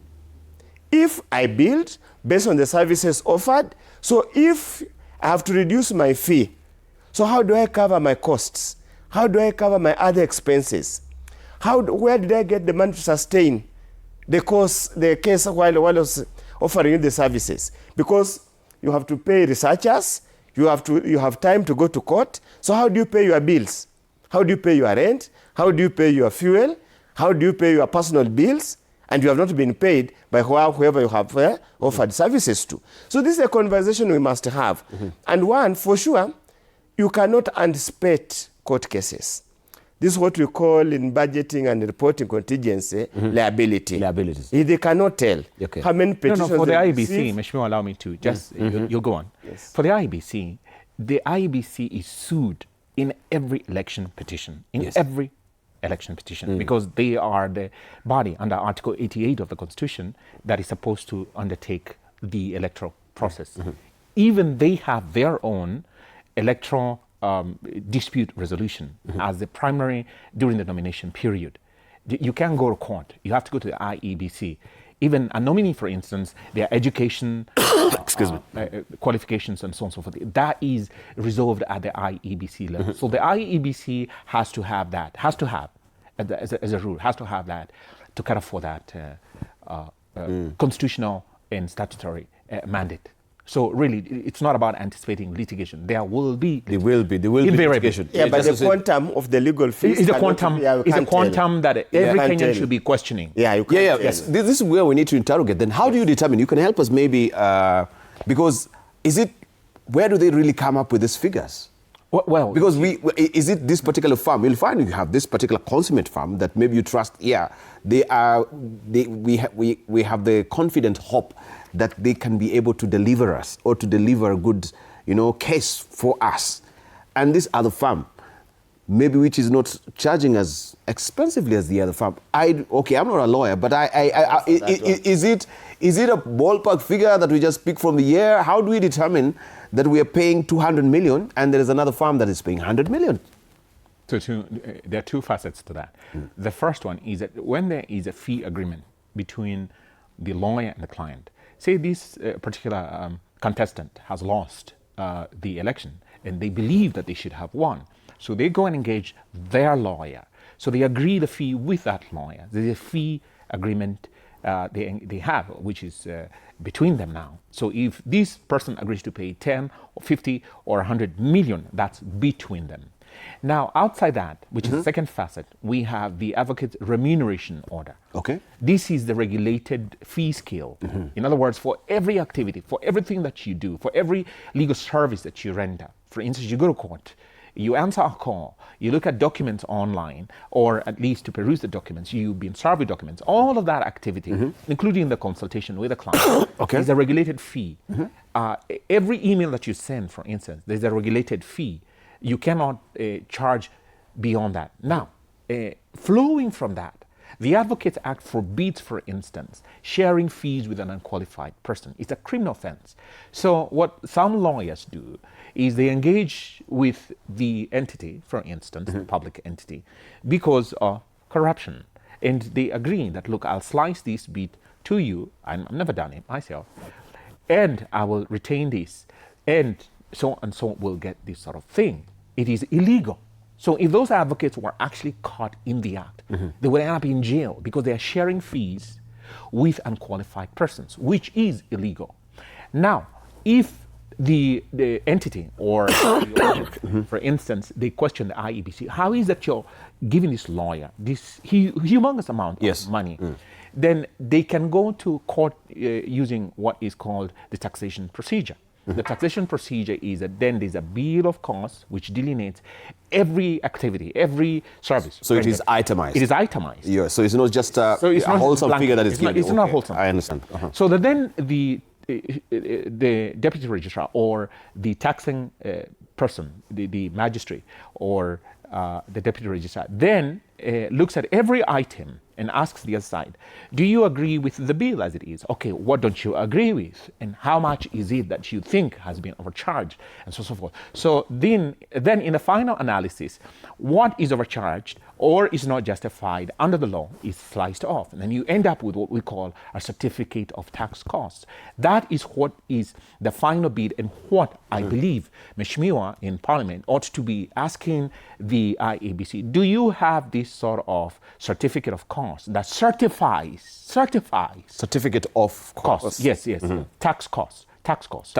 Yes, that you have to justify and warrant. Yes. You're then having to expend taxpayers' money in this humongous way to that particular lawyer. Do you have a fee agreement? Let's interrogate that. That's what they would be doing. Yeah. Now, 2013, after the 2013 election, there was a shift because then the court, the judiciary became alive to the fact that there is this burdensome aspect of litigation in such election proceedings where now the loser, having lost the election petition, is burdened with such a heavy legal fee that they have to pay. So the courts now began capping the amount of money payable to the other side, the winning side. And as a requirement of any election petition, you have to deposit, for instance, member for National Assembly, 500,000, a minimum, into the judiciary, so that is a security for cause, so that whoever wins, they then will draw from that. Okay. It's a precondition for you to go on with that. Okay. So the IEBC, which is what I have yet to encounter, when someone loses the case, for instance, and costs are given to quote unquote the winner, and while the IEBC proves actually it conducted the election in a fair way, I'm yet to encounter a case where the IEBC actually follows its costs against that person. It owns the Kenyan people, the taxpayers, that obligation. So Mheshimiwa can maybe advise us on that as well. Mheshimiwa then will, because he told us that the IEBC is yet to complete its appearance before then. Yes. They ought to these are pertinent issues that are being raised. Yeah, as I close on that issue, what Mheshimiwa has said, 2013 you weren't paid, 2018 you weren't paid, and now you're still claiming over 2.5 billion in these fees. What Mheshimiwa should be asking, okay, that fee that was not paid, why was it not paid to that lawyer if it was legitimate? Why was it not paid? Because then you hear that the IEBC has received this amount of money from the taxpayers through the National Assembly to pay for its debt and whatever. Why was it not paid? Because there is a chance, probably there is a double payment. And they're constantly before you asking for, a budget we are constrained, you need to allocate us. We are serving one of the most, expensive elections actually in the world. And these are some of the reasons that we need to fix. They always say that it's the little foxes that spoil the vineyard. And we asked that question, and the answer they gave, that many times the courts say, let each party bear its costs in public interest. You have even seen the presidential petitions. Rarely they impose taxes on the losing petitioner. So they actually argued an MCA candidate who has lost and has gone to petition. It will be onerous and too expensive probably to follow up. And many times the courts have always said in public interest, let each party bear its cost. Very rarely do they impose on any of the litigants the IBC cost. Probably the other litigants, yes, can be awarded some costs, but IBC on its own, rarely. That's what they argued. Fine, as I say, we are ready to interrogate that matter going forward. But the most important issue here, and which we need to discuss as a country, we are becoming probably very litigious, which is good to protect our interests. The question we need to ask, and which we need to interrogate, out of all those petitions, election petitions that are filed, what is the success rate? And what's the failure rate? We asked them that question. They say they have been improving, that currently 92% of all the petitions filed against IBC, they are lost. Either, and the lawyers will tell us, you can lose a case on very many issues. Procedures, presentation, all those kind of things. So we need to continuously, as a country, invest in a functional election management body. So that when the results are announced, anybody whose results have been announced feels comfortable. I always draw this analogy, which might not be it does not relate properly. When you go to sit an exam, do you send a representative to go and check when they're marking the exams? You don't. We should get to that level of IBC. That my job, let me cast my vote. Let me trust IBC, just like I trust the National Examination Council, to give me a results that I can feel comfortable and not necessarily waste a lot of time to challenge. And an election is not just an event. It's not a one point of event. It is a process. It's a process. It's a process that starts with registration of voters. It's a process to ensure the boundaries, electoral boundaries, reflect the reality on the ground. It's a process that ensures that all players are given an equal opportunity, an even opportunity to sell the agenda, to sell the manifesto, and let people receive that manifesto. So also the issue of a voter educator, is it the principle of IBC, right? It's not the principle of IBC. But it's one of their core mandates. It's voter education. But the civil society and the rest can join in, but it's their core mandate. So I don't really follow. So this is your core mandate, but it's not your responsibility. Not exactly. Okay, help me understand. Yeah. If you look at section 4A. Let him finish first. Okay. Then we can, yeah. Yes, it's their core mandate. You see, it is the electoral system is squarely in their hands. In any case, even if they have to call in somebody else, they come in as a participant or a service provider. Voter education, voter preparation, facilitating a voter to go and vote, facilitating, ensuring the voter has got a chance to listen to all competitors and make an informed decision. It should surely be the job of ABC. They can't. So all this money that they are seeking, because 5 years down the line, we can see a very, not really moribund, but a very lethargic. Yeah, lethargic IBC that is not very active.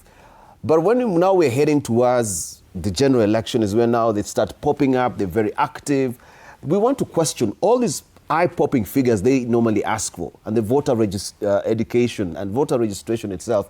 You as a committee, you need to challenge them and ask them, what is the metrics that you use that you can gauge that the populace is educated as far as matters election offenses is concerned, matters election conduct is concerned. You know, every issue that is supposed to be under the domain of... Ideally, I totally agree with you. Yes, yes. The course that they bring us at the final end, the final year, should be a course that can be spread all over during the 5 years. Isn't it? Yes. So that we remove the pressure on the last year of the elections. For example, procuring materials, transmission, voter education, voter registration, boundary delimitation, all these kind of things. Things that should start in earnest. Because I'll have an election after 5 years. Yeah. Period. Let me start planning. Is already there. Let me have a work plan. There's no time to tell us, oh no, because of issues of procurement and time lag, we had to just directly procure. I think that is just another spawning ground for corruption at the end of the day. And by design that. And we said, as part of the NADCO arrangement, there was supposed to be a review. All right. A system review of the election system. Another critical issue maybe we need to ask again, because we have the KISS system. Then after another 5 years, we're told, and this also is very costly, that the software now has expired. All the software upgrade is no longer working with this sort of the KISS system. We need to procure other KISS system. In this age of artificial intelligence, I believe, because we began this in 2013 about the KISS system, why do we need this KISS system? is there any better design that the artificial intelligence can replace the kit system? Because I think also there, even the disposal of the kits, we're not told how these kits are disposed. I believe in the Procurement Act, there's a way, it is procurement and disposal of assets. You as a committee, can you ask them, where are all these kits? How are they, what is the procedure of disposing these particular kits at the end of the day? Could we interrogate that issue? Because I think this is where also the devil is in the details. Absolutely. Yeah? I think just to answer that question you had initially asked, the responsibility of voter education primarily, not wholly, primarily lies with the IEBC. But if you look at the political parties, they themselves, under Section 4A of the Political Parties Act, A, B, C, D, all the way, you will see even F under that section. Those subsections clearly obligate the political parties, they themselves, to even educate their own members into the issues of policy or the issues of governance and the electoral process. The electoral process. So that they know, if I go to a polling station, I'm supposed to be at least 400 meters away from it. I'm not supposed to be anywhere near there. And my agents cannot exceed 2 if I am a candidate. All that is the burden of the political party itself. And I suppose that's what they should be doing in looking at the regulations that govern elections. You cannot heap that whole burden on the IEBC. Now, it's a tripartite sort of arrangement because we have the registrar of political parties who is supposed to ensure that the candidate is ready. So the candidate there has members that are actually under his or her political party, such that you can verify that I am supposed to be this political party. Is the registrar of political parties making that easier for Kenyans to know that I am actually registered in this political party? And then this Kenyan has opted to shift from this political party to the other. Now, the Political Parties Act demand by law, Section 4 itself, that a person over 18 years old, then upon paying the registration fee for that political party and subscribing to that political party's, in subsection B, to that political party's whatever manifesto or constitution is, then becomes a member. So you just don't become a member by law or recognized in law just by saying that I now have shifted from ODM to UDA or vice versa, as the case may be. So the political parties, the registrar of political parties has a mandate that is still tied to the election. So we cannot isolate the IEBC as a sole body that is supposed to then enhance the smooth electoral process. Is this melange combination of players who have then to play in sync? But they are the overarching, because that is... Yes, they're the overarching. Now, having said that, I am going to say this because you ask about, well, how about these systems that are so like that? The electoral processes in Africa, mostly in Africa, in Latin America, have vested interests.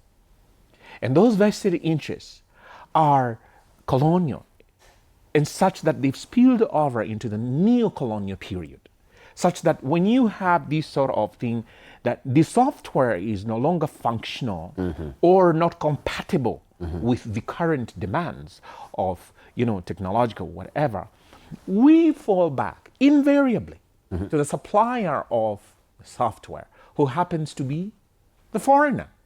This foreigner has a back door to your software. So they find that candidate A or candidate B is their preference in terms of advancing their neo-colonial agenda. And this happened a lot in Latin America.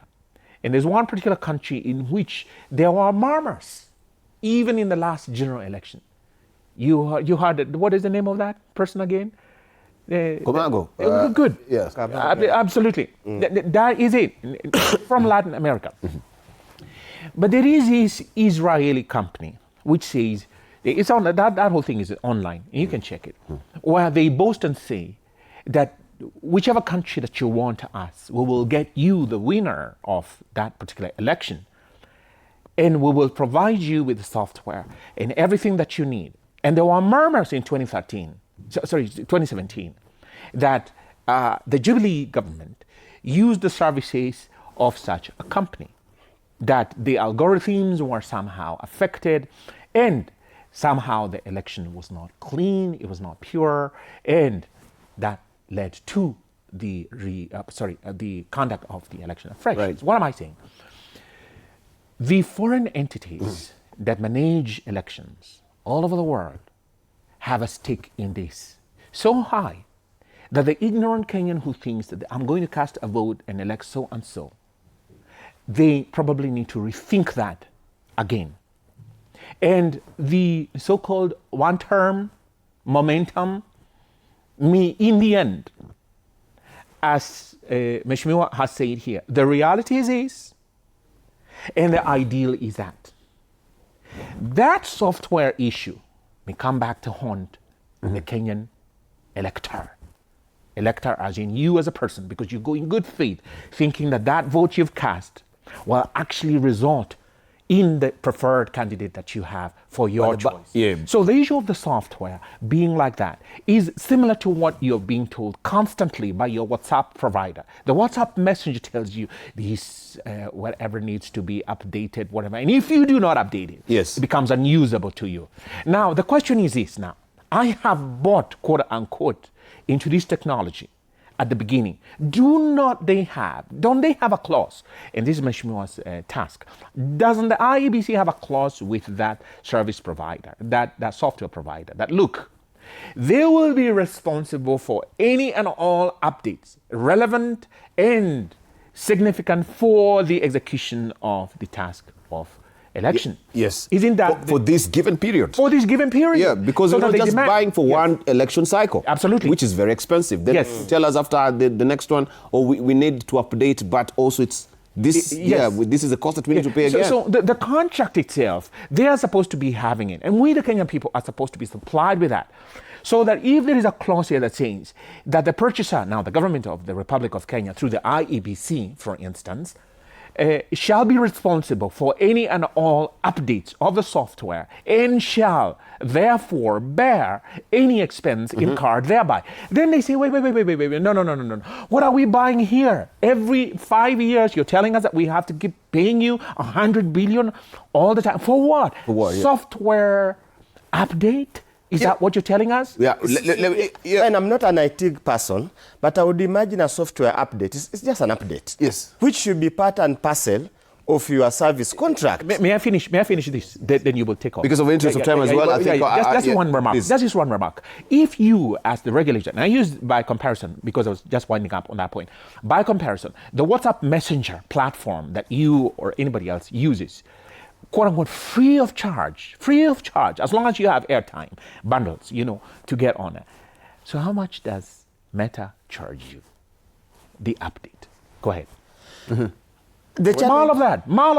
Let the Kenyan people mile of that.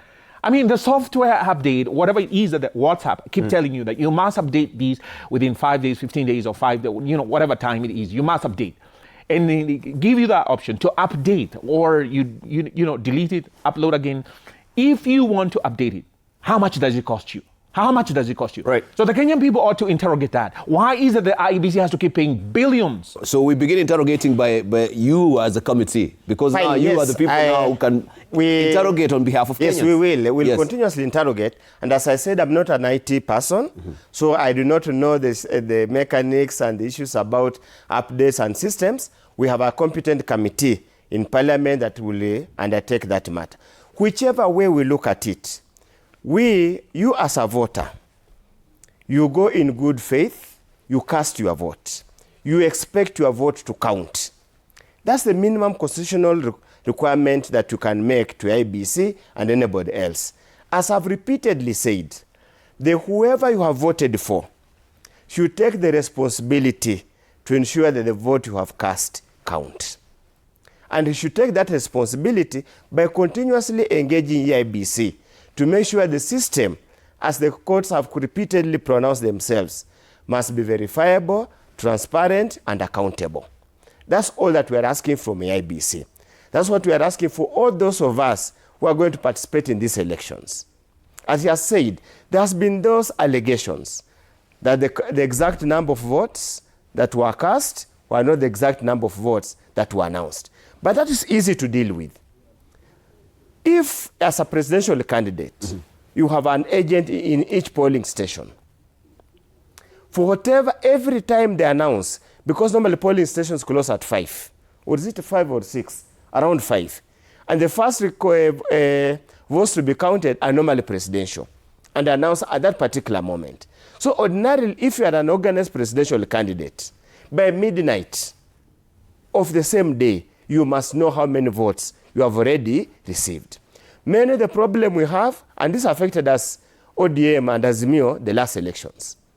Many of these presidential candidates do not have a system of ensuring that as the votes are counted, they verify those votes. It affected us in ODM.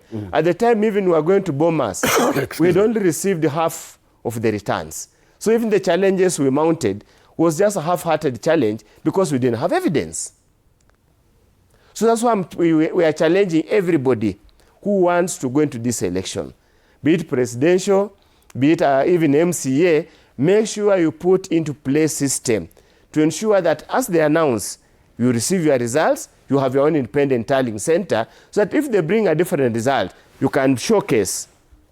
Because that form will have the IABC stamp, your agent will have signed, your opponent's agents will have signed, and then perhaps there could even be an independent witness. So that's a verifiable document that even if these lawyers will tell you, even if you present it to court, it will stand. But if you have nothing, so how do you challenge, how do you even complain your votes have been stolen and you have no evidence to back up your argument? That's why we are saying it must be a concerted effort by all the players. Concerted effort of all the players. We can actually minimize or reduce election malpractice in this country if we become organized and vigilant. Simple as that. But getting organized and vigilant, even as we take a short break and then we circle back with more, I can see it's ticking up to 8 o'clock. Allow me just to take this short break, because I know if we are getting into the complexity of the machinery of the electioneering process itself, why can't we go the simple way like Gambia and just use the marbles? Yeah, which is just a sort of an exact science that no one is coming now to, fudge the numbers. The marbles are there to talk, and they've done it successfully. Right, we take a short break. When we circle back, we continue with more. Why would we pay so eye-popping figures? They used straws. Yeah, they used straws. When we were complicating things, marbles are there. Gambians, they've done it. It's actually called sortition. Sortition. Sortition. Sortition. Yes. It's an accepted electoral method. Sortition. That you just have that, and how many are you? We are 10 of us. Okay, now you have the one with the winning straw is the shortest straw, and you go line up there, and you all hope and pray that God is going to intervene somehow in a divine manner and select whoever out of those, and they get out. But older you know, Mlolongo act. But that's also the most, that ought to have been the most accountable and verifiable and transparent elections, whereby everybody stands there. Yes. We count you. We count you. But remember, during those days, you would count the line that has got the shortest number of the fewer people, and then that's announced. No, but everyone now has an iPhone, or maybe your smartphone, so to speak, and you can actually just take their pictures capture every action that is happening there. We take a short break. They'll tell the law of evidence will make it difficult even to prove. But Mishimio, when you go back and you interrogate the IEBC before you go for the break, the IEBC, you ought to probably, in my humble view, I don't want to impose it, you probably should ask the IEBC, table us your audit of Mbere North, table us for the more Dikir. Yeah, all those, and Malava. You should interrogate that report as a microcosm of what it is that you need to know for the coming election, in my humble view.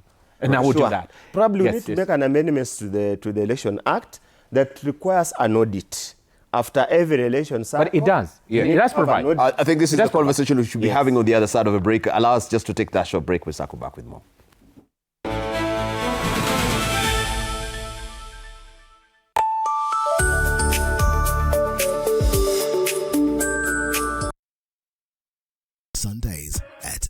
8:30 p.m. Good morning. You have my rent? Leo jioni kama tutakuwa tumelipa rent, nauza hii simu yako. Hamna pesa. I need 3 G's to make my nails today. Sasa hivi natuhusu aje? Can I order now? Do you ship? Can I get blinking ones? Mimi nilikuwa na trade. Nimewekelea kitele yangu. Kitele yangu na trade. Ikikunyuma. Oh my God. You left me. Nitumie ni live. Uko nje kuna wifi. Why? High five? Wait, so what do we call this dish again? I have no idea. The cucumbers are there specifically for my beauty routine. Tamulini kero umeka kwa beauty product. Na ameenda. Tunafaa tukuwe na logo yetu. Like, si ni brand already. We won't entertain divas. No. I'm not dealing with a man child. Amazing. Nishapenda hii energy. Sundays at 8:30 p.m. on TV47. Saturday at 8:30 p.m. My father used to tell me that our hotel is the home for travelers. I guess I forgot that. Recently, it's been more of a mirror of my own ambition. Ooh, yeah. We might fail. We will probably fail, but not for a lack of trying. So for the last time, and the first time, welcome to Connect In, the best experience in Eastern Central Africa and its environs. Saturday at 8:30 p.m. on TV47. Wednesdays at 8:30 p.m. This is a very serious place. I see that. Surely. Hey, nyumba. This is the place. Just for a few days. Rule number 2. Kwani Google inajua maisha yangu wewe?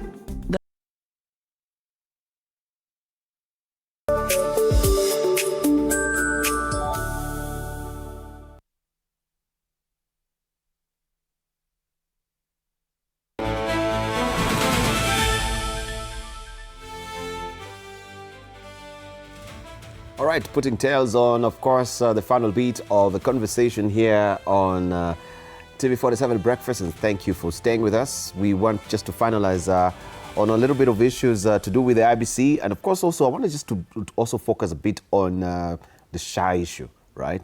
But let's just, looking at the interest of time, we had not finished, or I'd read the question of you're tossing the marbles. If it's not really working for us, we can go the archaic way, which is sort of an exact science, will have really done the country justice in terms of the eye-popping figure of the budgetary allocation to the IBC. But when we're talking about transparency, and this has been the question that it's been in the public domain, and the IBC have alluded to this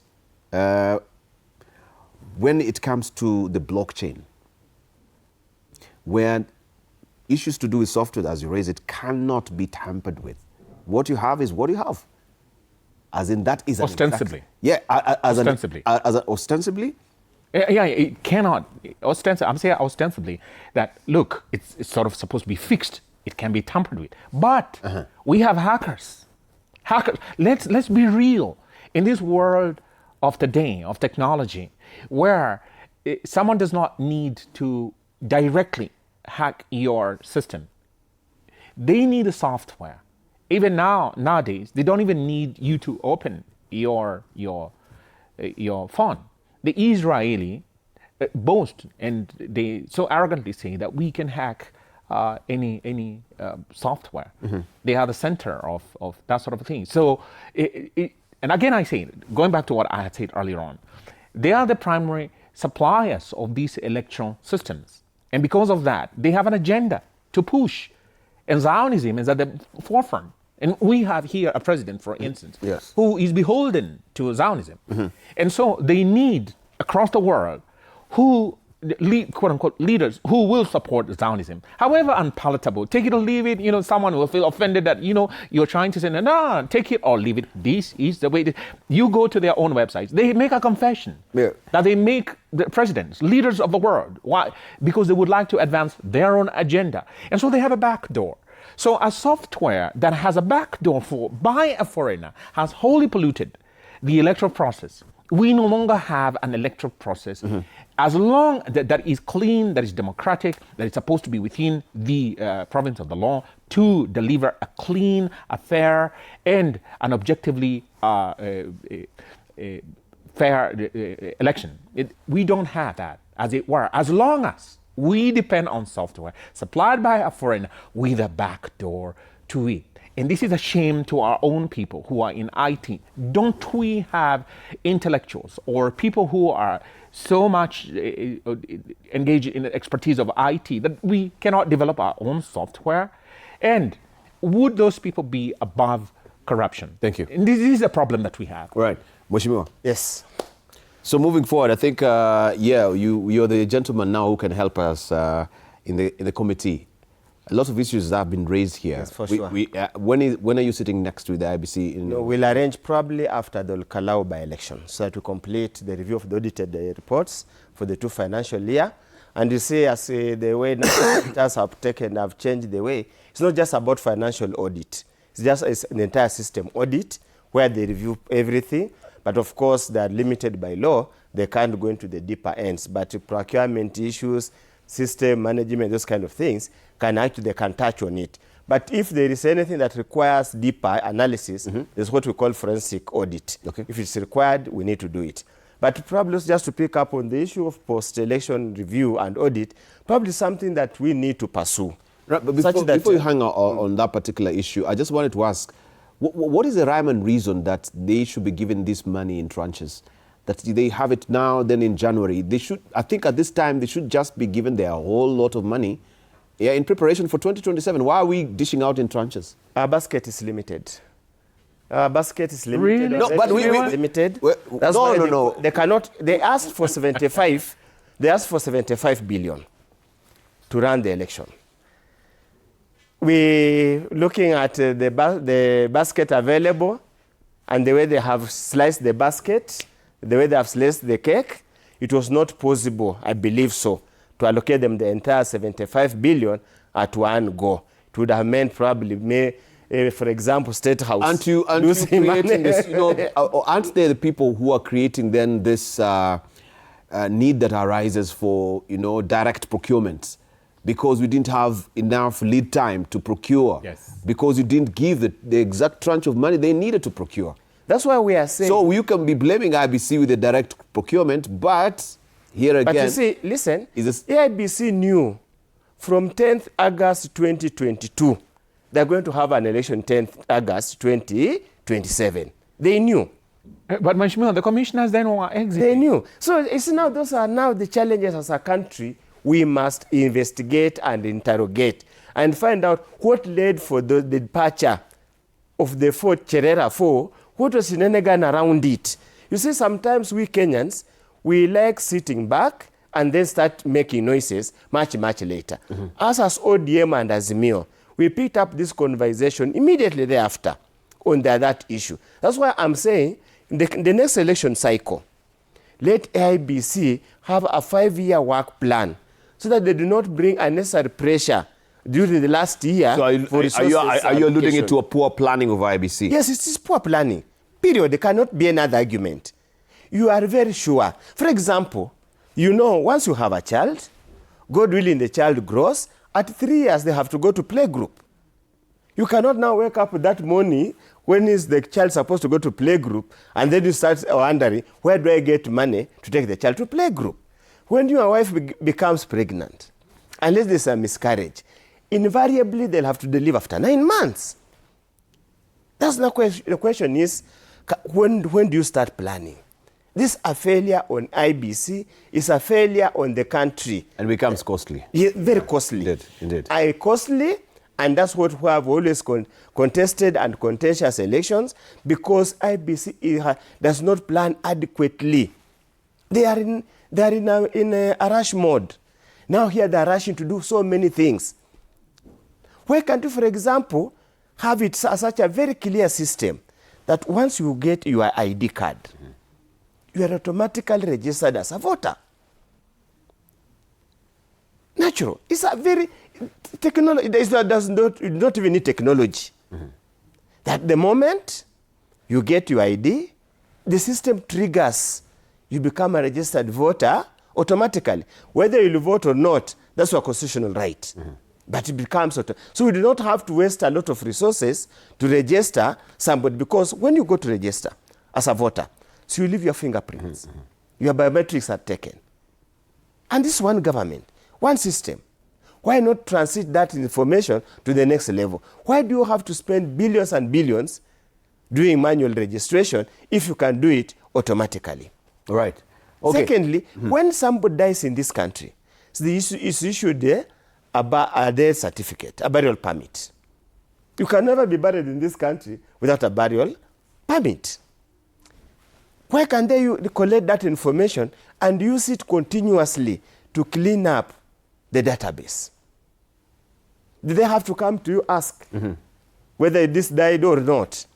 Do you ask them this thing, or will you ask them? JLAC, the jail, that's now operational issues. It's operational issue. Now that's lies in the committee of JLAC, just as a legal affairs committee. Okay. As us at public accounts committee, is money. We are money, and we are morticians. we review after the incidents has happened. But I still trust and believe, if we are people of goodwill, we could deliver a verifiable and acceptable election. Indeed.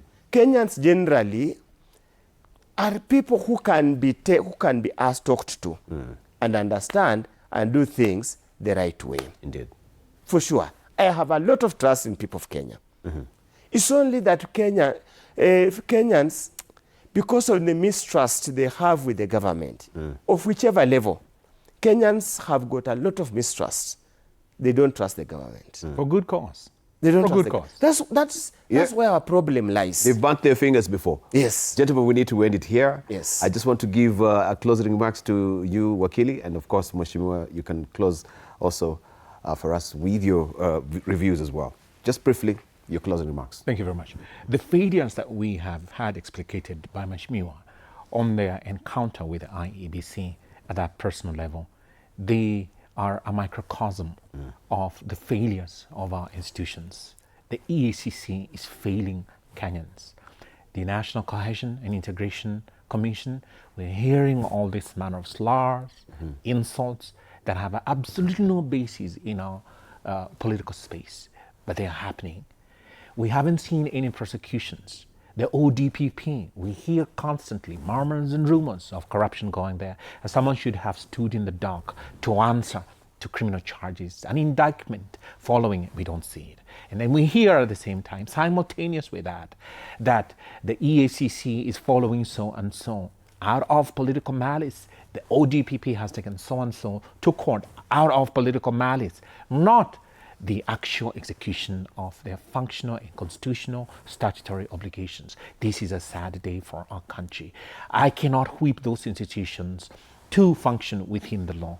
He cannot at that personal level. The institution of parliament is also equally failing the Kenyan people. I don't want to point any fingers, but you can see the disenchantment that you're talking about, that the Kenyan fingers, euphemistically speaking, have been burnt before. And Kenyans are now wary, very wary. I cannot trust the government. I cannot even trust the IEBC going to the 2027 election. How is it that my future is secure? It is no longer secure.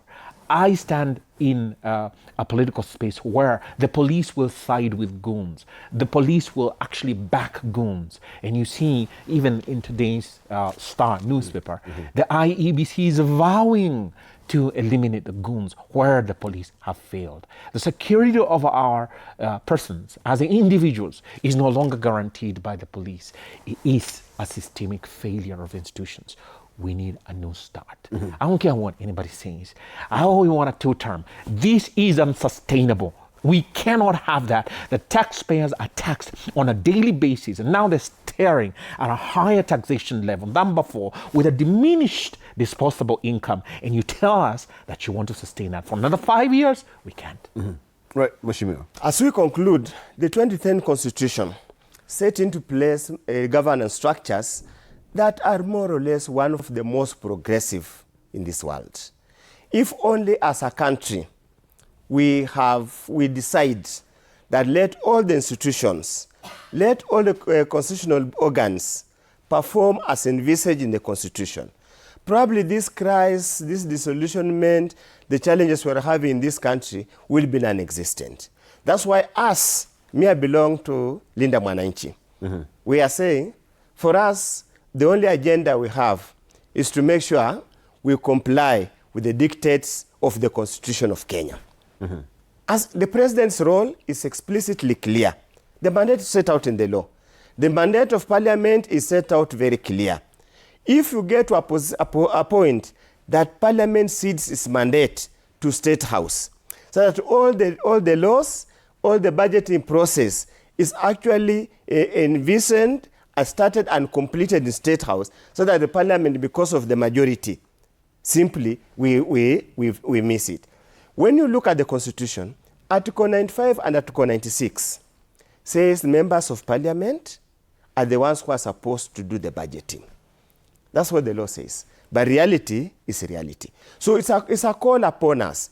If you're a leader, an elected leader, and you sit in the legislature, be it in the county assembly, be it in the Senate, be it in the National Assembly, you have a sacrosanct duty to oversight the executive, either the county level or the national level.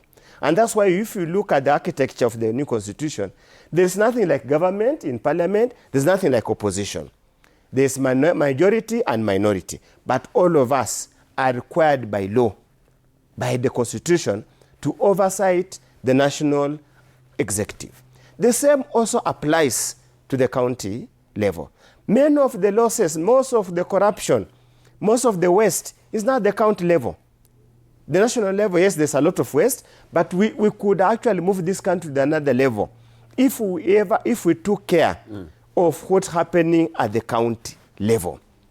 If the MCS can have the courage to ensure the oversight, the governor, how do you spend, I'm told it was about 300 billion, was it 200 billion? 1.1 billion in Nairobi. 1 point something billion on travel. Yet there are no drugs in your level 2, to go and level benchmark. 3, level 4 hospitals. We need to go. But as a country, what are we talking about? Yeah, and I think, yeah, but also talking of the national executive, I don't know if you have any accurate appraisement when it comes to the National Assembly in holding fort or not in holding the national executive to account. And that's why I've said, they failed as legislators. During the presidential speech, they just listen to him annually. And then they go and, debate, quote unquote, about it. But they don't interrogate that speech.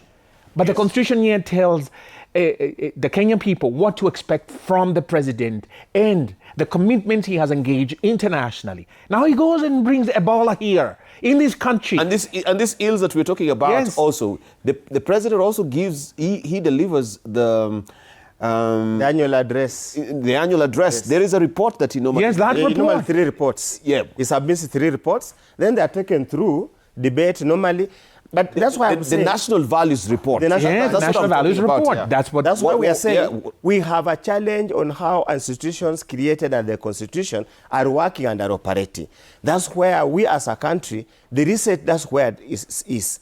We must reset this country to ensure all the constitutional bodies act independently as provided for in the Constitution. Unless we get that right, we'll never have this country in the right trajectory. Thank you.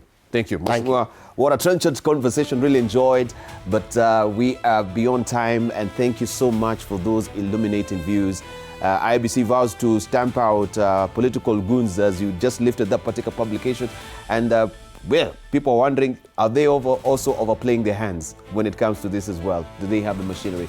Anyway, thank you so very much for your valued company, and we have Anno Dido who's coming up. Next is All Matters of the Heart, so tune in, don't go away. Thank you.